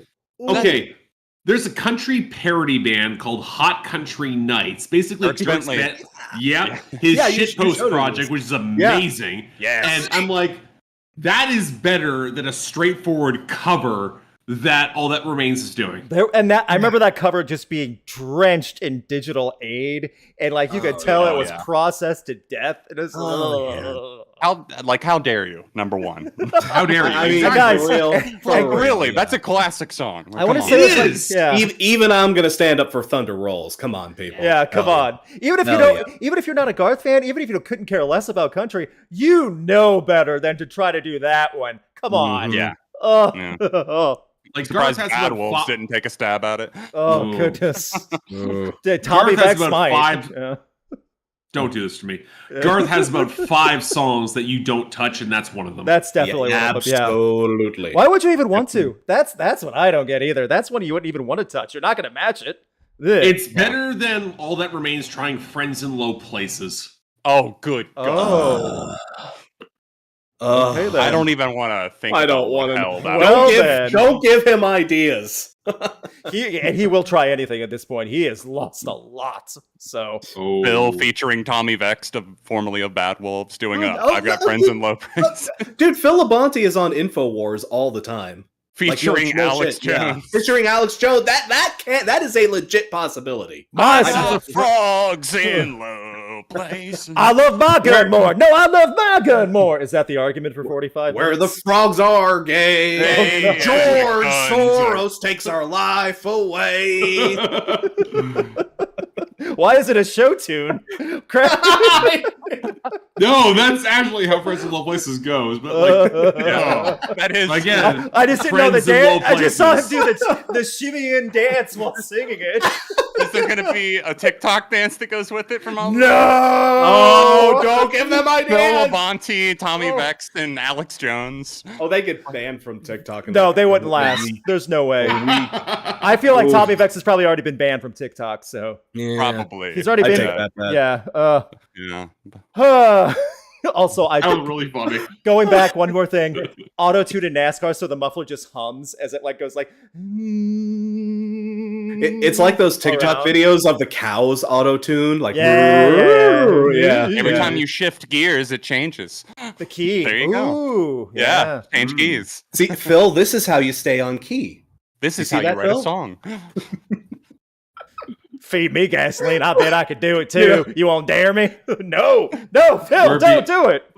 We're being very mean right now. There are like He's five guys. There are like five dudes, five very sad people who are going to be all over the comments of this video. And Yeah. shine on, you crazy diamonds. We don't give a shit. Phil Labonte, you're not going to hear Let me enough complain about about Pink being Floyd mean making to. far better music than anything we've ever discussed. Amen. Yes. I feel like we should move on, though. Nicole really. Pruitt. Allow us. Nicole Pruitt. Always fun to see Rock Coliseum. Thank you. Let's Thank you, do Nicole. Ben Folds 5. I don't think we've done this on screen before. Ooh, Okay. I don't think we have. Okay. Yeah, I'm yeah. interested. That's I'm a good one. interested. Thank you, Nicole. Ben Folds Oh, 5. just Ben Folds 5. Oh, Just okay. Ben Folds Yeah. 5. Yeah. 1, Yeah. 2, 3. I get down with some Ben Folds. Whatever and That's ever okay. amen is still got Yeah. great stuff on it. Yeah, Still after all right. those years. Break my Mhm. heart. Oh, yeah. Rick, I mean, yeah. It's- I just really quick, like I remember the first time seeing the music video for One Angry Dwarf and 200 Solemn Faces, the opener of that album, whatever, never meant. He is just banging on that piano, playing it crazy ways. My little kid mind was blown. So, Yeah. fun little You know, thing. I will. Another point for Ben Folds, man, the dude does kill live. I've seen him live a couple of times. He that banging out you saw in that video, that's real. That's Yeah. how he just plays, dude. Yep. That's, Oh yeah. And also because I will have any opportunity to shout out obscure TV that I could possibly can. Mhm. He was in the show You're the Worst I knew you were going to for bring this. a series in season 3. He is playing himself there, and he's incredible. Oh, I'm not going to spoil the episode, but it is something amazing. okay. Yeah. Fair enough. You actually got me into that show, Mark. I've heard of Same. it, but I don't know. Yeah, I've only heard I of haven't it. I haven't gotten to season 3 yet though. No, same, so I haven't gotten to that episode, but Yeah. So season 2 just ruins people because if you have depression in any way, it just kind of fucks with you. Ooh, okay. Yeah. Just Yeah. warning. Yeah, that's why Very that's why it's fair. taken me a Very while to get through. I get it. I mean, I get it. same. Oh, Yeah. speaking of being depressed. Speaking of depression. Oh. Okay. we were Oh, we boy. were talking about it, and it came into the ether. I know the super chat was early. Oh no. From Chloe Carmichael versus cover song versus original. Bad Wolf Zombie versus the Cranberry Zombie. What do you Not think fair. we're gonna say? Not even fair, dude. I'm sorry I manifested that. That even- was my bad. Even before all the shit we knew about Tommy, like, Oh yeah, Yeah. Right. Yeah. that single went platinum, by the way. Ooh. breaks was- my. Because like Freaking- she was gonna do vocals with them on the cover, and on I'm the really glad that and she passed didn't- away. Yeah, she Oh, passed. well. Yeah, I get what you're saying. Like she passed away like the day before she was supposed to hit the studio, and then all the proceeds for that single went to Dolores' family. It was a big mess. I think that's what helped spark it as a single. I didn't even hate that as a single. It's just Tommy Vex poisoned his own well. Yeah. I mean, to be fair, it's one of those things. It's fine for what it is, you know. If, It is. If you for a rockified, you know, It's a in mod- your head, it's It is kind of very much a modern version, you know. It's it kind of defeats the purpose of the original song, kind of from a lyrical Yes, standpoint. yes. Like, Thank I you. mean, can we touch on Yeah. that a little bit? It's like, this is not the song you want to make the rockier, heavier No. thing. It's because of what they're talking about. Right. I don't know. I could make an essay about this someday. I might. That's a good topic for a video. Write that Covers down. versus epically cover. missed the point. I am literally going to write that down because that is Original versus cover, that could work pretty well. Also, I'll Yeah. still, and to be fair, I'll still take that cover over Thunder Rolls from All That I Remains. mean, So Yeah, absolutely. I kind of agree. also That's- missing the points. Ugh. You aren't going to beat the original with the Yeah, Cranberries. no, You you're weren't not. gonna You're, beat it. you're not. Rest in peace, Dolores. Ay. Okay. From Gary, Band versus Band. Death from Above, 1979 versus Royal Blood. Ooh. Oh, I like love it. that. That That's actually good. Duos. makes Let's good go. sense. I like it. We have not done that one before. Good suggestion, Gary. Death from Above, 1979. 1, 2, 3. Fair enough. I have a feeling. Yeah, okay. I And have a feeling Royal, and Royal Blood. 1, 2, 3. I don't have a problem with this either. So I don't either, to be fair. I mean, I got I- to stick up for my Toronto guys. yeah. Oh, that's right. Yeah. Okay. Come on, Definitely. to go a decade between albums and to still come back and kick as much ass as they do, gonna they say, have no yes. right. it's been a They while. have no right to do Well. that. Outrage is now physical world. Come on. And I liked Royal Blood's most recent one where they actually did try to go into a different lane and it did Yeah. work. You know what? Yeah, They actually I picked agree. something different off. So I'm Solid. on Yeah. that same wavelength. I think they're both good. They're both great at what they do. Yes. I don't know. For Yeah. me, I'm not a huge on the whole duo-ish. What both of these bands are kind of style of thing. It's just not my thing necessarily. But but Royal Blood edges it out for me. I feel like they've got just more interesting ideas going on. sure. I don't know. Fair enough. I think I like Death from Above 1979 just because they're a little bit more abrasive and they got more of that dance punk side, which I really like. It's so fun to listen to. I think can it hear makes that a for little better bit, yeah. repeat listens. You know. Well, I come back coming to off it that more. last year, I paired them with Citizen. They work real well alongside each other. I like that. Yeah. See that? Yeah. Okay. Yeah. That makes sense. Two great bands. Yeah. Yeah. Good one. Good suggestion. For Fro, sure. Get your super chats in, by the way. Please, please, please keep them coming. We Oh, still yeah. have time. This is Be Reddit Random. Thank you, guys. We're having Last a good half hour. time. Even some Yeah. of these that are kind of off, let's put them that way. We're still moving on and having a good time. Keep the super chats Yes. coming. We're reading them at random. From Zachary Tishin, I apologize on pronunciation of last names. I can't get them all. Song versus song with the same title. Radiohead's Creep versus Stone Temple Pilots' Creep. Nice. I haven't heard Stone Temple Pilots Creep in a long time. I'm going to recuse myself. I've actually Really? been on an STP binge recently, so Oh. yeah, I'm in top form to answer this one. Gotcha. Okay. More In order, Radiohead. 1, 2, 3. Really? Yeah. And I have a legit reason for mine too. And Stone Temple Pilots Creep. 1, 2, 3. I mean, Yeah. same, but I figured someone would be the odd man out. I mean, Okay. Creep from Radiohead put them on the map, but it is such a shell of what Radiohead became. I mean, As where Yeah. Stone Temple Pilots Creep just represents and defines the band in a good way. Yeah. In a very accurate, positive way. That's just For that's me- mine.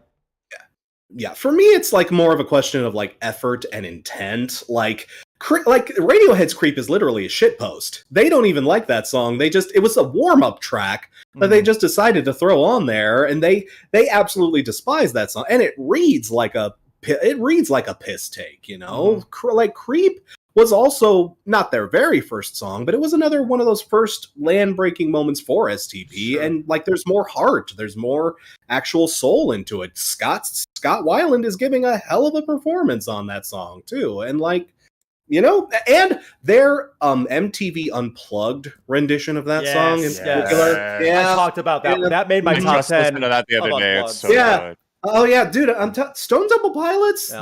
they're unplugged from the 90s. Very underrated. Underrated. Very underrated. It's worth looking up. And I kind of get why, because it was sandwiched between so much Nirvana, Pearl Jam, so many other bands that weren't like rock and Yeah. alternative. Yeah. They did so good though. So They good. did great. They did so good. Again, it's like they were just competition was so stiff during that Yeah. particular wave In of the that. Yeah. Yeah. But you know what? Credit. I stick up for those first 4 STP records. In fact, I have the super limited special edition of Tiny Music in the background. It's That's hard my to figure favorite. out. That's their best album. Oh yeah, actually, give me a minute. Tiny Music from songs from the Vatican gift shop, I think is what the full title is. I got our love next that. one while we wait. Da-da-da-da. He's back. Yeah, Yay, back. okay. Show off your toy. Oh, that is nice. Ooh, that's a nice. Where did you shiny find that, cover Crash? too. I found this in Karma Records in Indianapolis. It's actually a fold out. With That's the awesome. vinyl is in here, and it comes with 3 CDs of like outtakes and That is different- really cool. That's a cool I present. need it. That's a cool presentation. it's a lovely glossy sort of shiny finish. It's hard to tell in this lighting, but oh yeah, absolutely. I'll be in Indy this fall, Crash. Take me there. Yeah, you absolutely. Yeah, actually, yeah, dude. I talked with Johnny about this, dude. We'll take care of you. Don't worry. Heck yeah. Looking forward to it. From Evan Hammer, the band 10 Years. Ooh. I don't know that band. It's been a while, but okay. Yeah. They're an oldie, but We'll do this one quick Yeah. because they actually just did have an album come out last year. Oh yeah, you reviewed it, didn't you? Mm-hmm. 10 Yeah. years. 1, 2, 3. I'll give a thumb. I'm a light thumbs up. They tenuous thumbs they up, have yeah. coasted for a long time, but it's still Yeah. But for me, the stuff that is good, it's worth checking out. I wouldn't say they've had a full-blown stinker, but they are one of those bands. Yeah. They have kind of one trick. They kind of stick to it. They're not quite as innovative as they think they are or as they're trying to be. But I don't know. They got good stuff. That first record is way better than it has any right to be, frankly. Like I think Wasteland was one of the best #1 hits on rock radio of the 2000s. It was. I adore that I song. agree. I Yeah, love it. so do I. Love that song. From Jay Shea, I have to refrain from this one already. Oh no. Weezer's spring album versus Weezer's summer album. See, I haven't I heard didn't them. listen to either. I'm Mark, high five! I'll awkward white guy 3-person high five. Bam. Oh, hey. John? I didn't listen to either of those, and I'm a happier person because of it. John, any thoughts? Fine. Floor's all yours, my man. Do you have a preference? Spring and Summer are 2 EPs that are definitely in existence by the alternative rock band Weezer, formed in 1990. Are you reading the Wikipedia entry and that does not count as your description, sir? No, that's my opinion. He's reading the all music page. That's different. Yeah, okay. that's different, okay? If you would have kept going, you would have read a footnote. I'm on their at wiki the end. feed, okay? Yeah, From Michael McHale, I apologize for pronunciation. Thomas Brown, thoughts on Run the Jewels? Even though it's not Rock Coliseum, you know what? I'll give a special point for Run the Jewels. I mean, We'll be very brief.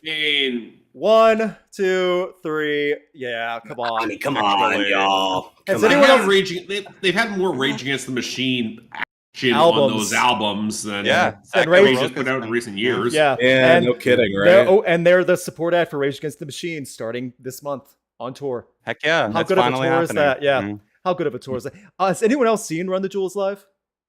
I have. Yes, I have. Boston Sound great. Calling a couple years They're ago was fun. amazing. They're fun. So good. They're fun. Yeah. Yeah, thumbs up hard for Run the Jewels. We could take a minute for that one for sure. Da-da-da-da. Thank you guys. Please keep them coming in. Da-da-da-da. Let me paste that. Also, thank you, Gretchen, for taking care of the chat. You're the best.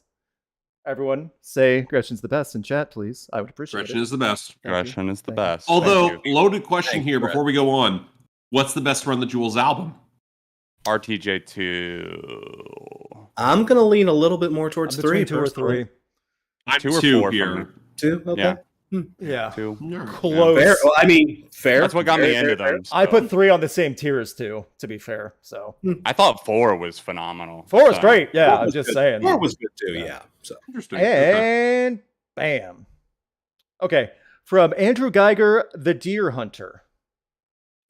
I have not heard enough to really give a good. same. Yeah, Okay. kind of same. Sorry. well, Yeah. Okay. John, thumbs up. Okay. Yeah, John, any thumbs points up you want to from me. cover? I was introduced to them through a live stream a couple of years ago, and I've slowly checked out more of their music, and I really appreciate the growth that I've seen from like proggier stuff to a little bit more pop sensibilities. It's a pretty cool project, you know. I'm not always in the mood for it, but it's solid. It definitely scratches an itch. I like it. Fair enough. That's good. Thank you guys, everyone, for keeping this coming in. From Nicholas Gallagher. Hi, y'all. Hope God is blessing you with a great night. I suggest two of my high school faves, song versus song. Yellow Card's Always Summer versus Anne Boleyn's Impossible. Okay. I'm gonna bow out of this one. I'm drawing a blank to Yellow Card's one. I don't remember which Yellow Card song that is. I vaguely remember that song. Not immediately to the front of my head. It's always summer in my heart. Oh, okay. Yeah. Okay. John and Crash. Yeah, Okay. Yellow Card, Always Summer. 1, 2, 3. Okay. Anne Boleyn's Impossible. 1, 2, 3. That is one of It's Anne not Boleyn's close. stronger. Yeah, like that is Yeah. a I love that song. Underrated Same. Anne Boleyn album, too. Yeah, Yeah, absolutely. agreed, Dark as a agreed. Way, Light as a Place is great. Yeah, doesn't get the love. Yeah. And stop. Okay. Some of you may not know this one, and that's okay. From Heavy Metal Joker. Bad Omens versus Spirit Box. Metalcore versus Metalcore. I got you. Okay. Yeah. Crash, trying you to know? think if I know Bad Omens that well. Disappointing album, ring a bell. Wah. Lots of hype. To be fair, it grew on me. So, but I get the argument. I do get the I argument. might recuse myself Okay. out of fairness. Okay. Right. Bad Omens. 1, 2, 3. Yeah. Spirit Box. 1, 2, 3. I had a feeling, y'all. I like Bad Omens fine. They're not in the same ballpark. Not in the same They're ballpark. not. Yeah, there's more consistency with Spirit Box, Yes. and I think better vocals too. Better vocals. There's better better high hooks. There's better hooks. Yeah, better and high, hooks. I was just gonna say there's better high points that are memorable with Spirit Box. Yeah. Yeah. So What do we think about the new Spirit Box singles that are out? the EP, the triple Yeah, the single little EP. EP. I kind of like it. Yeah. I like Rotoscope. So I dig it. Yeah, I dig it. I haven't heard enough of it, but the stuff I've heard, I'm on the fence. fair. I liked Hysteria. That was probably my favorite of the three, I think. Yeah, I gotcha. So yeah, again, I have nothing against Bad Omens, but it's not the same discussion at that point. So No. Yeah. moving on from Hikimori Masquerade. Boy, is that a name. Masquerade. Masquerade. I think that was my name at Pride last year. Oh Never mind. gosh, Crash. Wah, wah. King Gizzard and the Lizard Wizard versus Gorillas. And I'm seeing a weird, I don't know how this is versus, but maybe I'm wrong.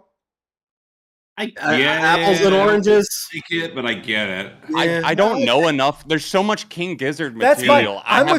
I'm with John's too. Like all the King Gizzard I've heard, none of it's alike each other, and I haven't even heard Right. half. So And I get it.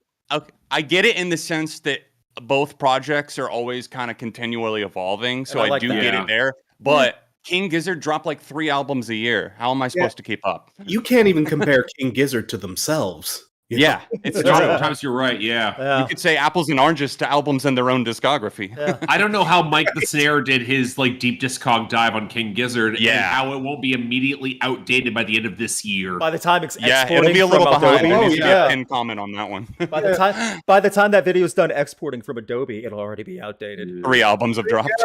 Yeah. So, I don't know how we do this one. King Gizzard, 1, 2, 3. Gorillas, 1, 2, 3. Thumbs up with a shrug. It Yeah, breaks my heart because you know what? I love Demon Days, but Nautic on Infinity fucking rules. Oh, yeah, it Fair. does. Yeah. Yeah, it Yeah. does. Oh. Also, side mean- note, Cracker Island, I did really enjoy the new single from Gorillas. I did. it I was haven't heard it. promising. Really It was good. promising. It's really good. I- I'll check it out. It's No. fun. 2 weeks ago came out, something like that. Yeah. Yeah, New I album heard coming about up. it. I just Yeah. forgot. I got you. I Two really albums. wish Gorillas would embrace more like old school analog production. Some of their like more They digital productions rely just on not, it, yeah. not clicking with me the same way. Mhm. Yeah. From Elamu Empaso, again, I apologize for pronunciation, Wallows. And I have to bow out of this one. Oh god, Don't know if I'm familiar. I am. man. Okay. John and Mark, you got Me it. and Mark. Wallows. 1, 2, 3. Let's go. I knew Okay. it. I'm ready. All right, John, No, I want to hear Mark first. I want to hear Mark. Descent. Okay. This band is so derivative. I'm sorry. Like I've heard this band in indie pop, indie rock before. They're not bad, but at the same time, I'm never gonna go back to them. Like they will have a song that will show up on a Spotify playlist, and it will be fine, but it won't impress me. As an album act, they don't stand out. I can't get even angry at them. They just don't stick out to me whatsoever. Okay. Fair enough. Yeah, that's fair. Okay, that wasn't where I thought you were going to go with that, and that's totally understandable. Yeah. I mostly agree with you in the sense that maybe I don't hear it the same way, but I get where you're coming from. I think the album thing is definitely fair, although I do think that their album Nothing Happens is really good. I love the fact that all of the tracks kind of connect to each other and flow. But yeah, they're very inconsistent in terms of like what they drop. One EP might be solid, the next one is just a total train wreck. Hannah loves them a lot, so they're a band that we kind of listen to together a lot. So yeah, I dig them. That's actually how I kind of got into them, because I remember Hannah or you put them in a similar video at one point, and I checked them out of curiosity, and I was like, they don't do anything for me. And then I put on an Always album, and I'm like, that's so much better. And then Always come back with a new album this year, and they released a single today, and it looks dope as shit. Oh, I will be checking that out. Thank you. I did not know that. Yeah, I didn't either. Let me know in the group. Let me know in the group chat. Yeah, go ahead, Crash. For those of you that know, is it Always or Always? Always?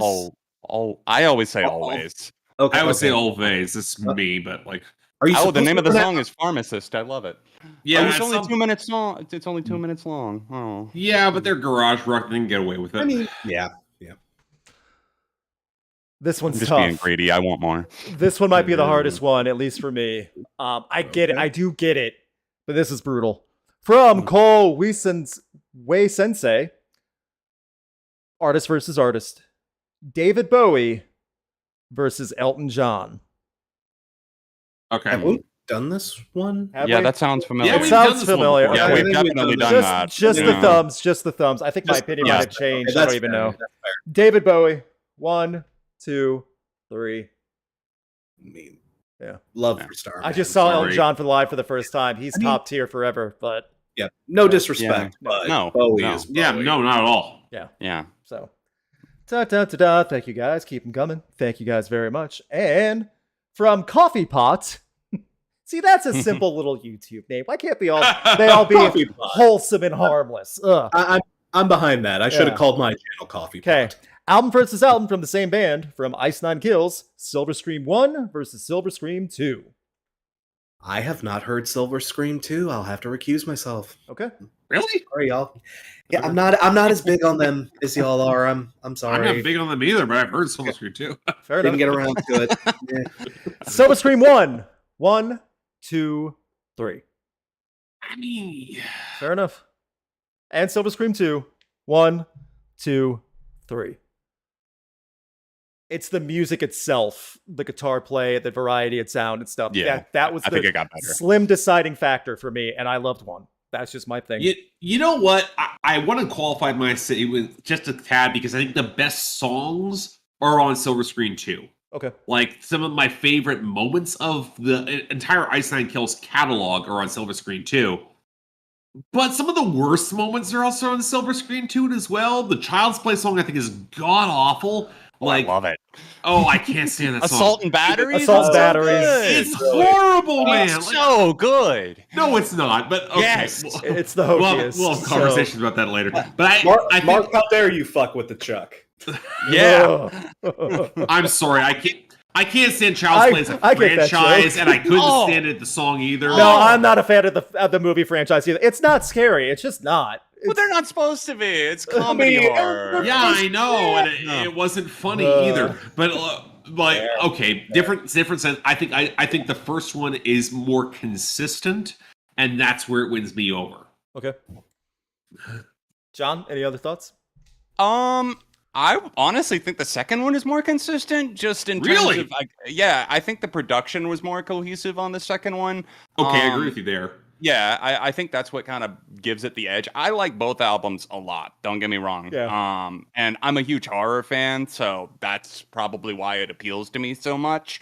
And Luke just did a video about gimmicks recently, and that just kind of plays into it for me. I like the gimmicks with Ice Nine Kills, and so I'm pretty sure Spencer was in the thumbnail for that, wasn't he? He was. For He's that in there in the video. Yeah. They didn't start off doing the horror stuff. They embraced it later, and they're digging deeper and finding more ways to do it. So hats off to them. Because it gives them personality, which a lot of metalcore does not have. None. Right. And that's what sucks. Right. I made the joke just because like there's so many metalcore bands and bands in general, not just metalcore, that look like just 5 people that met at a bus stop and started playing music. You can't tell them from anyone else in the world. They have no personality, no identity, nothing.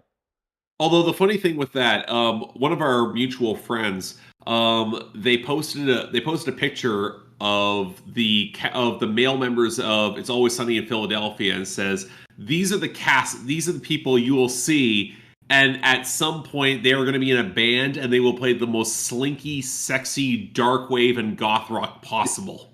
Does that mean Danny DeVito is going to be the singer? Because then I'm on. Danny DeVito was not in that picture. That I'm not interested. I'm not interested then. I'm out. Good suggestion. Danny DeVito heads up their noise. Oh, I was going to say side project. I was also going to say, but he's in character as the Penguin. Is he the band manager that like helps book shows and stuff too in really skeezy places like a Denny's? Of course he is. Okay, Where do you think those bands will play otherwise? That makes sense. Yes. Okay, I'm on board again. You talked me into it. Yeah, that breaks my heart because they deserve better. From Jonathan Colt. Oh, that was a good suggestion, by the way. From Jonathan Colt, Rage Against the Machine songs: Bulls on Parade versus Testify. Unique sounding songs between the two also. So yeah. Bulls on Parade. 1, 2, 3. I'm gonna give it there. Yeah. Okay. Fair enough. And Testify. 1, 2, 3. Okay. Let's hear Bulls on Parade first. Crash, why don't you go? Bulls on Parade. For me, it all boils down to that bass line. Just that bow down, bow down, bow. It's 2 notes. It's so simple. It is just the easiest thing in the world you can bang out, but man, it is just caveman effective. It hits that unga bunga lizard brain side to you, and it's just impossible to deny the rage. You guys are so full of quotes tonight. It is unbelievable. Oh, it's great. Is this what we're like when we're tired? We all come tired, and this is how it turns out. We need to start doing these on Twitch so people can take clips and save them. You can clip on YouTube. You can now, do that on YouTube. You can clip on YouTube now. Okay, cool. After it's done processing, so tomorrow you can start clipping this and ruin us. John, have fun with it. Bulls on Parade. Caveman brain go burr. I mean, it is literally goes burr. Like, it's one of those situations where less is more. Yeah, really. Like that I get. That less is more. I love both songs. Don't get me wrong, but Bulls on Parade, and I've really enjoyed the many versions of that song. How the legacy has been carried on by artists like Denzel Curry. You know, yes, that's right. It really is like mixing and sampling gold if you think about it. So yeah. Oh yeah, so much going on, yet not a ton. It's never overcrowded in the mix. It's always at the right time when something new and fresh comes in to keep you hooked and engaged and make you want to listen to the entire song over again. Right. Okay. Yeah. Mark, why don't you go ahead for Testify? I agree with everything that John just said with that, especially the Denzel Curry piece, because I've heard his cover. It's so good.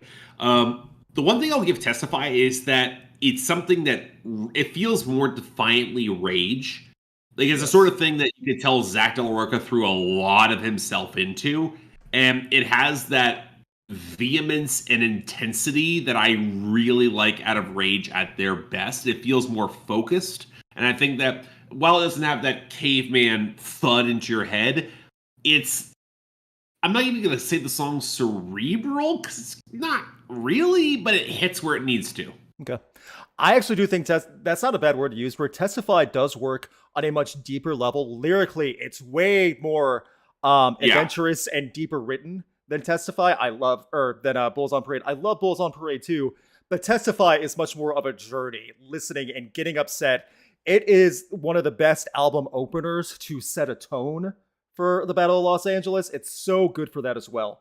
I love both. I give the edge to Testify just because of those two features, though. Lyric writing's a little bit stronger and more, shouldn't say stronger, in depth, intentionally more designed. And two, it's such a good album opener. So, Yeah. Bulls on Parade is Rage 101.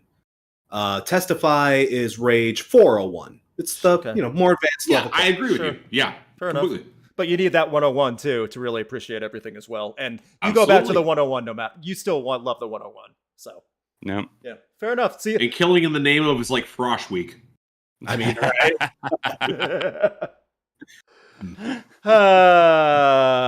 Thank you, guys. These are guys. We really have had mostly good suggestions so far. You guys want to go for 10 more minutes, like lightning round? Yeah, I was about to say, let's just do as many as we can in like 10 minutes or so. 10 minutes, let's do it. lightning round. Thank you guys so much. Again, we will do the super chat document. I'm backing them up. I'm copying them. Thank you guys. Get your suggestions in. We've had a ton. We've had a lot of fun. Crash said he's going to do some dancing and impressions if we get to a certain amount of likes. So please keep them coming. Thank you guys very much. We're at 248 likes right now. We get to We get to 269. 269. Crash will do that. What was it? Guns N' Roses. Axl Rose now impression, or earlier, whichever one. 269. You know what? I'm willing to do that for 269. 269.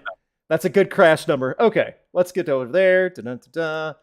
And stop. Okay, song versus song. Green Day's Jesus of Suburbia versus My Chemical Romance's Helena. Are you trying to kill me? Right. That is from Seth Benjamin, by the way. Thank you, Seth. Of course it is. Seth's one of my mods. Thanks, dude. Thank you, Seth. You are intentionally hurting someone on my stream. Thank you. All right. Does everyone have an opinion? Yes. Yeah. Okay. Jesus of Suburbia. 1, 2, 3. Okay. Just me. I know, but Helena. Voting for both. 1, 2, 3. See, MCR, you played that trump card, man. I can't. Damn it. I have a tattoo of it on my body. Come on. I will have that tattoo someday. I just don't have it yet. John's skin? Well, not. Okay. Now I get it. Okay. That's on me. I worded that weird. That's totally on me for that. All right. You know what? I'll do the tattoo. How about that? John's tattoo. There you go. I'll do a very delicate tattoo. If we get 1,000 likes, John will tattoo Crash live on stream. Live on the Rock Coliseum. Woo! I've gotten crazier tattoos. Oh my god! I'm so down. But any thoughts anyone wants to say for Helena or Jesus Suburbia? Because we're doing lightning round. Not really. Okay, fair enough. What's the worst thing I could say? What's the worst that I could say? Things are better if I just shut up. So good night. Good night. So long. Okay. From Judai Kitsune, again, apologies for pronunciation. Gin Blossoms. Oh, I'm gonna be mean. Is that Hey Jealousy? Hey Jealousy. Yeah. Hey Jealousy. Hey Jealousy. Allison Road. Okay. One, 2, 3. I'm sorry, I get down with it. I fuck with some Gin Blossoms. They're just so they are harmless, but I just feel like they offer nothing to me. That's my thing. Yeah. Thank you. Yeah, they're just kind of creatively bankrupt in a lot of ways. I just never really thought that they stood out. Go that far. I was gonna say they were at the right time for that type of band in the mid-90s. Right. Well, they blended. They blended with like a lot of what was going on. That's what I mean by like creatively bankrupt, in the sense that I didn't feel like they had their own identity that much. That's all I meant. I don't dislike them. They're just complicated shells of moral bankruptcy and degradation of the music industry. Yeah, I don't hate them, but they're actually ruining our society. Where were you on January 6th, Gin Blossoms? Oh goodness. Oh. It was jealousy. That's what was going on too on January 6th. The jealousy. So they got some serious FOMO on that one. As the sole person who gave the thumbs up, can I give a little bit of a defense? Sure. Yes. Actually, no.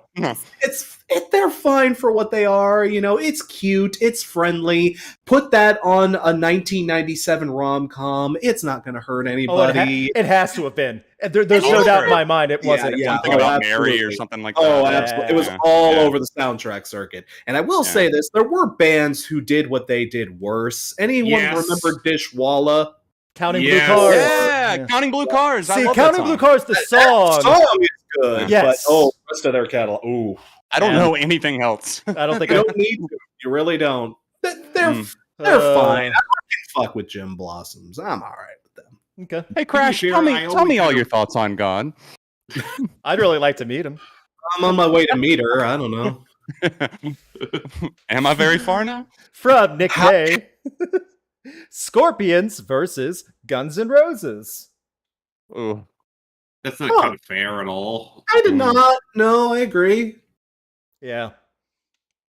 It's kind of apples and oranges in a way. We'll keep it brief. A little bit. We'll keep it brief. Scorpions. 1, 2, 3. So weird. Really? Really? Yeah. I'm so hit and miss with Scorpions. Guns N' Roses. 1, 2, 3. Asterisk Scorpions just released an album, and not bad. It's not bad. Really? It's really not bad. No, we'll compare it to Guns N' Roses now in 2022. However, at least they're not releasing albums. Guns N' Roses, rough. But yeah, I mean, Scorpions are very up and down for me, all over the place. The thing is, Scorpions, you would be surprised if you did a little bit of a dig through their catalog. Mark, actually, you're like our hair metal guy. I mean, compared to Guns N' Roses, okay, I get that, but my issue with Scorpions is that they never had a virtuoso talent that really stood out to me. And do a comparison to Night Ranger, where the guitar work is so good on those Night Ranger albums if you pay attention to it.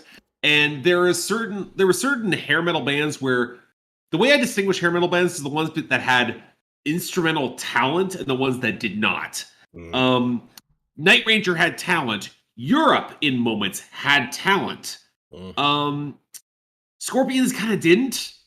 Poison kind of didn't. I would argue that one. Scorpions had talent. That's I would argue that. They had some good lead guitarists. I'd still say Guns N' Roses over Scorpions, but I would say Scorpions have the talent, though. That I'll still say. Yeah, but it's not on the high end. I'm sorry, I can't say it is. I mean, fair. But I just gave the 269th like. I put Mr. Big over Scorpions. I gotta be honest. Okay, to be fair, Mr. Big are really good. No shit. Really, really good. I'll give you that. I'll totally give you that. I hope our Japanese audience chimes in so they can tell us how big of a deal Mr. Big is. That would be actually kind of cool. They should. Mr. Big is amazing. Yeah. We have 269 likes. So, so does Axl Rose want to argue in on this against Scorpions?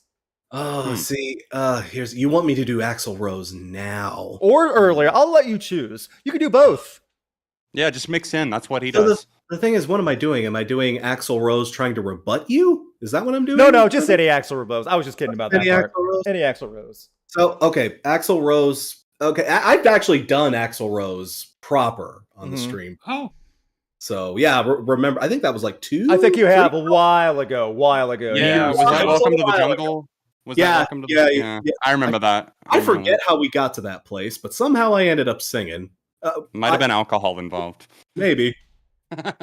Was that one of the quarantine ones, like when quarantine first started? I think that might have been. I just remember all three of you go, well, we're here. Yeah. Like, okay. But Axl Rose these days, that's the thing. The performances I've seen or him, the thing is, the dude is not in great shape, but he insists on running and kind of jumping all over the stage, at least in the clips I've seen. And it's like, he always comes to the mic, he's like, hello, Cleveland! Welcome to the jungle!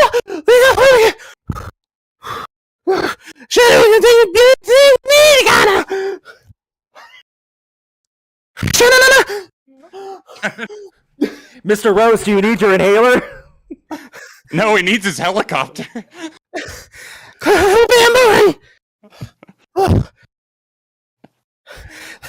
Thank you, I'm going to set James Hetfield on fire. Go away. Mr. Rose, that was less than 30 seconds. We have to play for another hour and a half. You made them wait 50 minutes. I got your money. Go away. Mr. Rose, the people are getting angry and throwing stuff at Slash. You have to do something. Chinese democracy in 2042. Oh, goodness. That's a threat. That's a threat. That is a threat. Someone The rest of the band does it without Axel, though. Someone in the chat just said, was that Tally from South Park?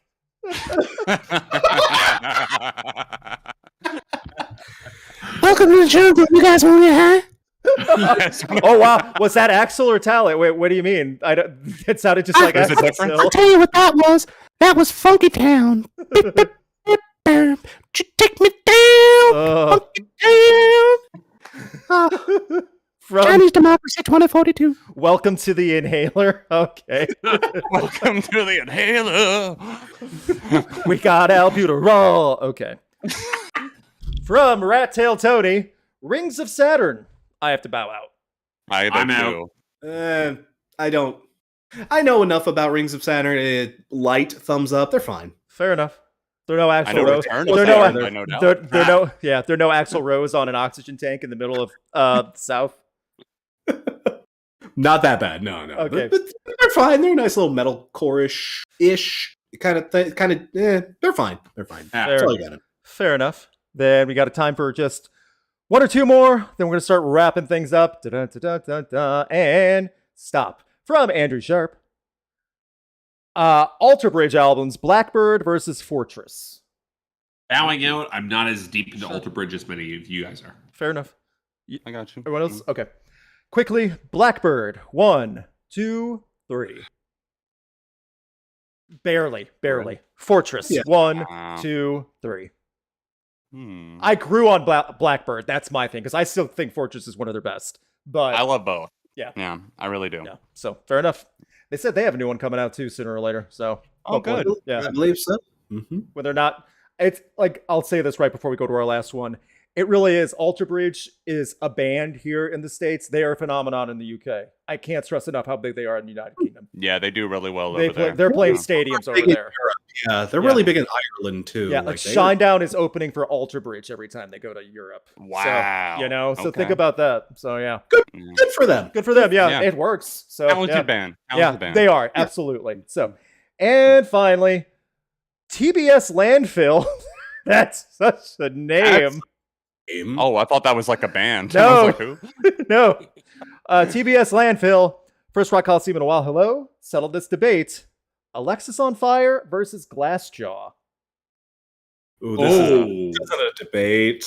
I gotta tap out on that one. Sorry. Oh, I'm sorry. this is tighter than I think. Really? Okay. Yeah. We'll go quickly, and then we'll do one more just to make sure we all end on one that we all know. Very quickly. Alexis on Fire. 1, 2, 3. Big Alexis fan. And I'm late to the Alexis on Fire thing too. So Yeah. Like I grew up with Alexis on Fire, but Glassjaw is surprisingly decent. They are Like, good. I think I saw this Glassjaw- band does not get enough traffic, in my I opinion. saw Glassjaw live years ago, and they were a lot of good too. That was like 2014. Yeah. something like that, so. No disrespect to Glassjaw, Yeah. but like, No. Based on what I do know, I would have voted Glassjaw. Fair. Fair. And literally just Maxi, car seat headrest. oh, Oh. Okay, Maxi. I guess we all Why have are we opinions. laughing? I guess we all have opinions. Sorry. we're gonna get hashtag comments after this one, no matter how we. Car seat headrest. 1, 2, 3. I mean, yeah, but Yeah, just barely though. They're- Barely. I get it. I'll be the one dissenter I here. get it. I'll be the bad guy. Yeah, I mean, I get it. you know my comment about Gin Blossoms? They're harmless, but they offer nothing. Car seat headrests, I feel they're harmless, but they are doing something. You know, it's one of those things where credit where it's due. I don't hate them. They're doing their own thing, and it's fine. And I'm glad people are having fun with it. There's no harm in what car seat headrest does. I've just never gotten it. It's never really clicked for me in the way that it's clicked for so many others. I'm happy for y'all, but I am not with you on this train. I just don't get it. Okay. I wish I did get it, but I just don't get it at all. get it, but at the same time, this is one of those bands that is so overrated online that it's a little tough to get around. Like, I love Teens of Denial a lot. I think that album is fantastic. I own it on vinyl. Battle of the Costa Concordia is one of the best songs of that year, in my opinion. Phenomenal track. But this band is so... not the sort of person who actually says this, but up their own ass? Yes. Pretentious? No, I'm not going to say pretentious, because there is depth. But they are up their own ass. With See, depth? I don't even try to agree with you on that. It's just... Okay, I John. don't know, their vibe is so weird. Guys, John has been holding back a lot, and I don't know if he's going to be able to keep up. Yeah. Oh, John's about to cry. Poor guy. No, I'm not upset or anything. I just think I'm just very confused, I guess, because I didn't know there was I didn't expect so much division on car seat headrest. I would have expected it on somebody else, I guess. But you've not been around Rate Your Music or Crash's server or my server. Right. I'm not much in the way of a socialite, so that's fine. I guess I haven't been exposed to it in that way. I know that they're very, I guess, circle jerked in indie circles, but I like Car Seat Headrest a lot. I'm not crazy about everything, especially like the early super lo-fi stuff. You could tell Will Toledo was, finding his groove and everything. But once we get to like Teens of Style, Teens in Denial, all that good shit, I've been on board since then for the most part. And like Mark said, that's my favorite record of theirs. It's the only one that I have on vinyl, so it's worth the thumbs up for me. It is. They are one of those bands, I would say, if you can separate yourself from their online personality. Yeah, if you can separate yourself from all of that, then I feel like there's enough there to enjoy. Like, there's enough you can get around, but I don't know, like, there's so much of that. There's so much of that. I don't even want to call it toxic, because it isn't all toxic, but it's just strong. Like, everyone has a strong reaction to this band. And like, they're like horseradish. Bingo! Are they as Thank you! Are they yes! Are they as disgusting as horseradish? Because I like horseradish. I like horseradish. But the thing is that you can't have it on its own, but it's got such a strong, pungent flavor that, like, if you're in the mood for it, it clears your sinuses and it can kind of make you see the face of God. But at the other side of it, like, I will drown in the ocean, but you don't see me doing that. You know what else clears your sinuses when you put on a food? Battery acid. Doesn't mean you should. Yeah, that's their 2020 album. Okay. I'll give you that. Yeah, that's funny because it's true. Yeah. I'm glad we found something we can all agree on. Yes, I agree. Yeah, I'm with you there. Yeah, final thing, because we skipped this in the first out. We'll just do this very briefly now. Wolf Alice, because we did skip that before. Yeah, that's a good idea. Wolf Alice, 1, 2, 3.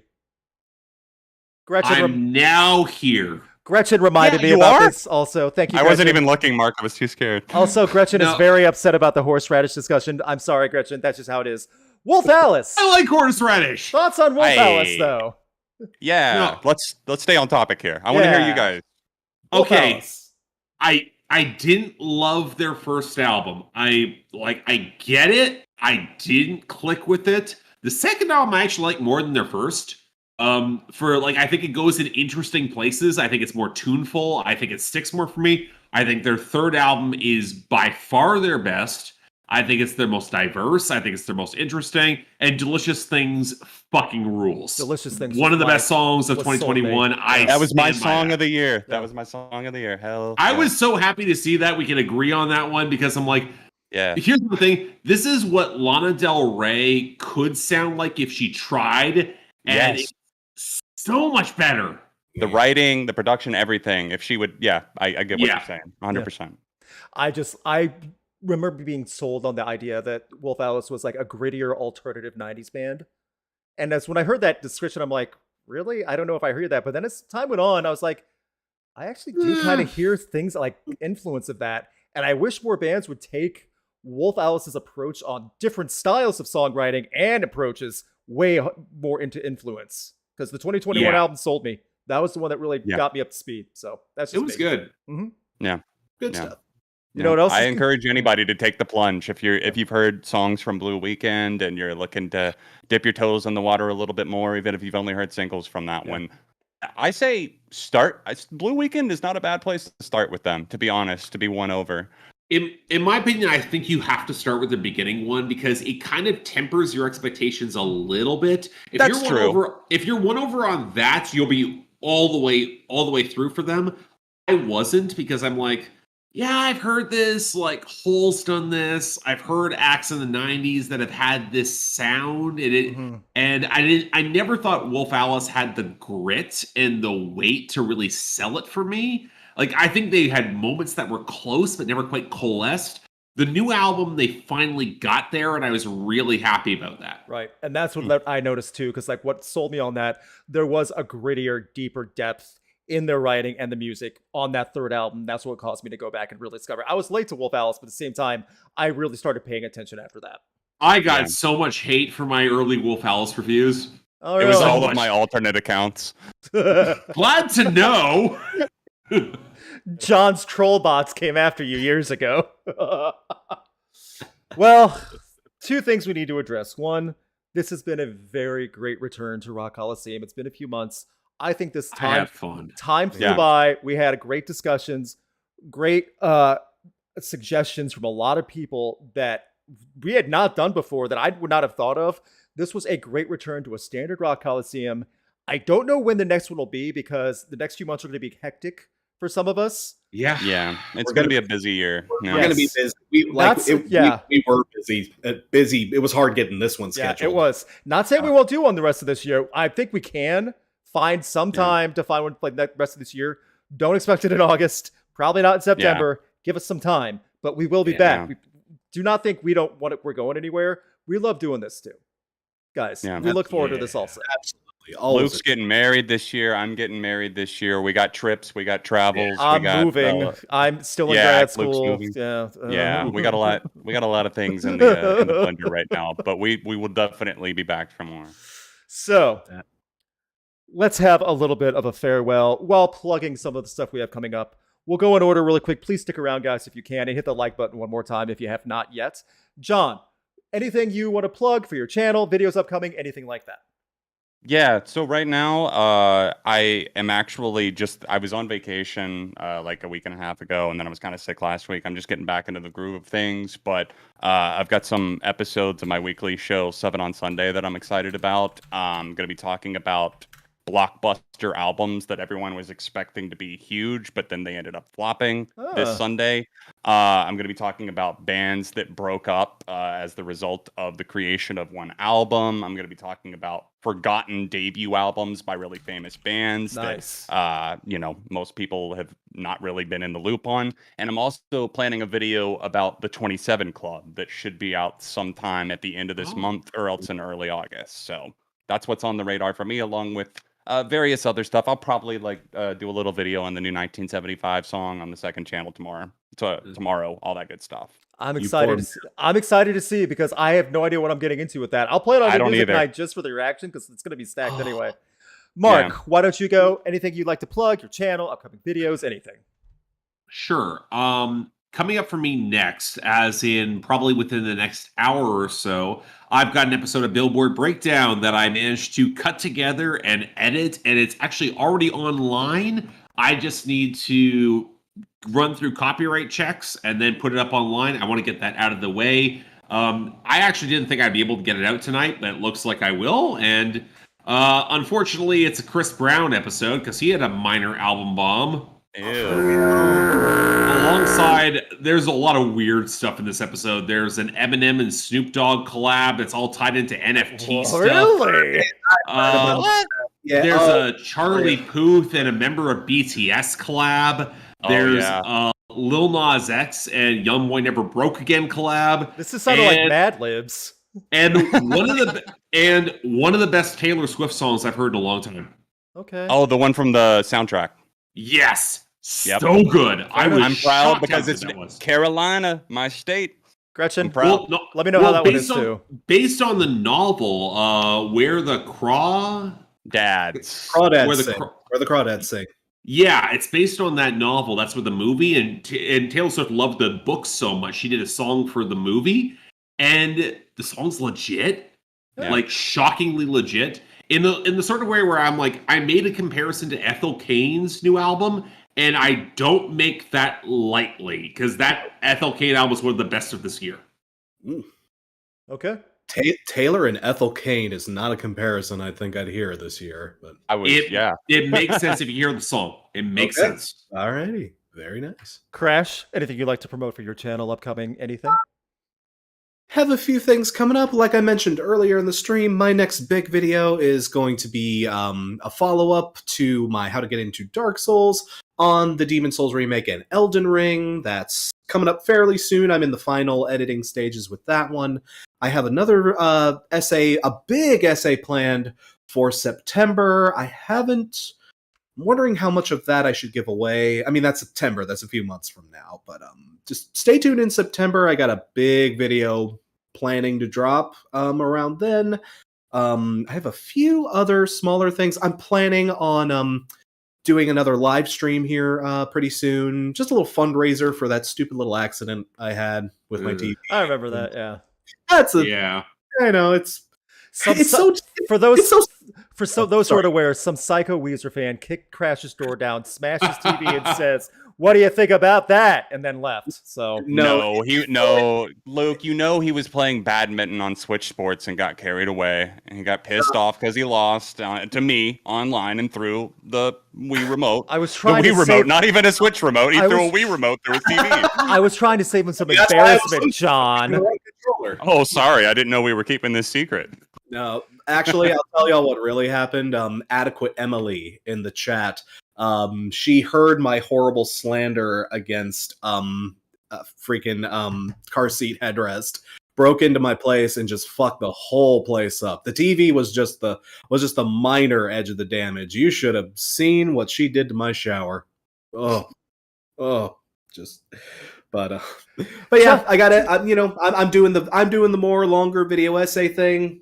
I got essays coming. There's also Patreon exclusive stuff. I'm planning on releasing a Patreon exclusive movie review here fairly soon too on the new Beavis and Butthead movie. Oh yeah, in space. Yeah. Beavis and Butthead do the universe. It was so funny. I watched it the other night. Fun with it, but I'm gonna that's gonna be a Patreon exclusive. If y'all want to check out my Patreon over at Crash Thompson XO, patreon.com/Crash Thompson XO, I should say. But that's down the line. My release schedule is really scatterbrained these days, but I got stuff coming. If you want to subscribe to my channel, you'll see it happen. Awesome.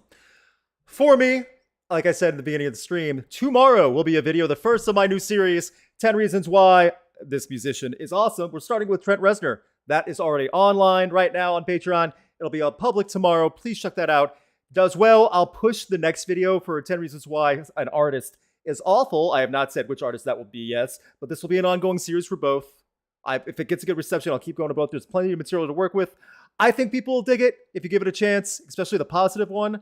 Then I'll do a negative one. God help me. It'll be a train wreck, but I'll do it because I understand how YouTube works, and I want to balance positive and negative. As always, we have new music nights on Sunday, 7 p.m. Eastern. We'll have a lot of material to work with. There's a lot of music that dropped today. Bring Me the Horizon, Parkway Drive. We have other stuff coming out too.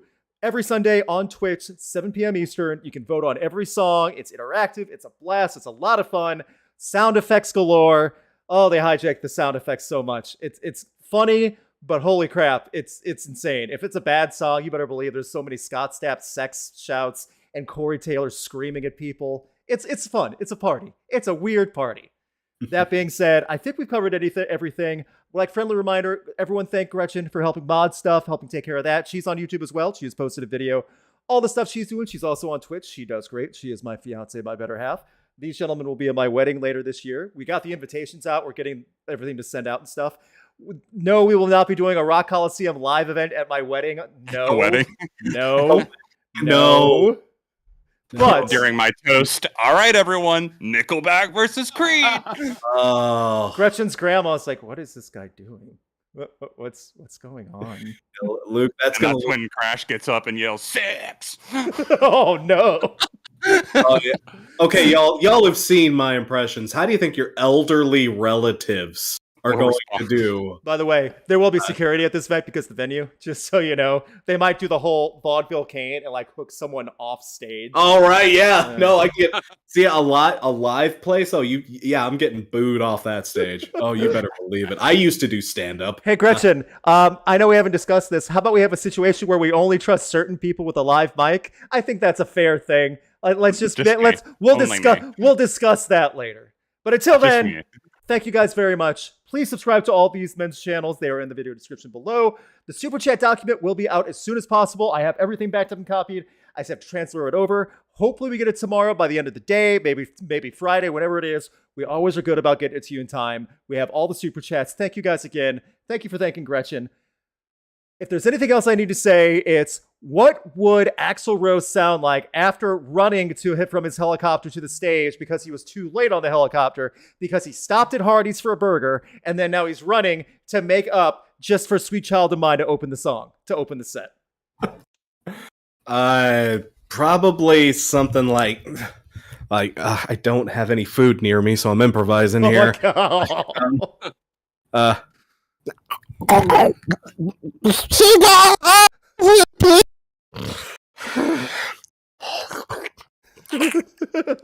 all right. I didn't ask for barbecue sauce. Axel, that's a PlayStation controller, not a burger. Show's canceled. And Slash is holding an empty Hardee's bag going, what the heck was that all about? That was my meal. That was my number 3, man. That was my PlayStation Slash just looks controller. away. It's like, I could have worked with Rihanna a lot more. I just released my 4th album. Miles Kennedy was helping me, and now look where I am, holding the Hardee's bag. Oh, God. Thank you guys again. Have a great night. Say goodbye to Axel. Bye, everybody. We'll see you next time. Follow the socials. That's how we keep up to date with you. Have a great night.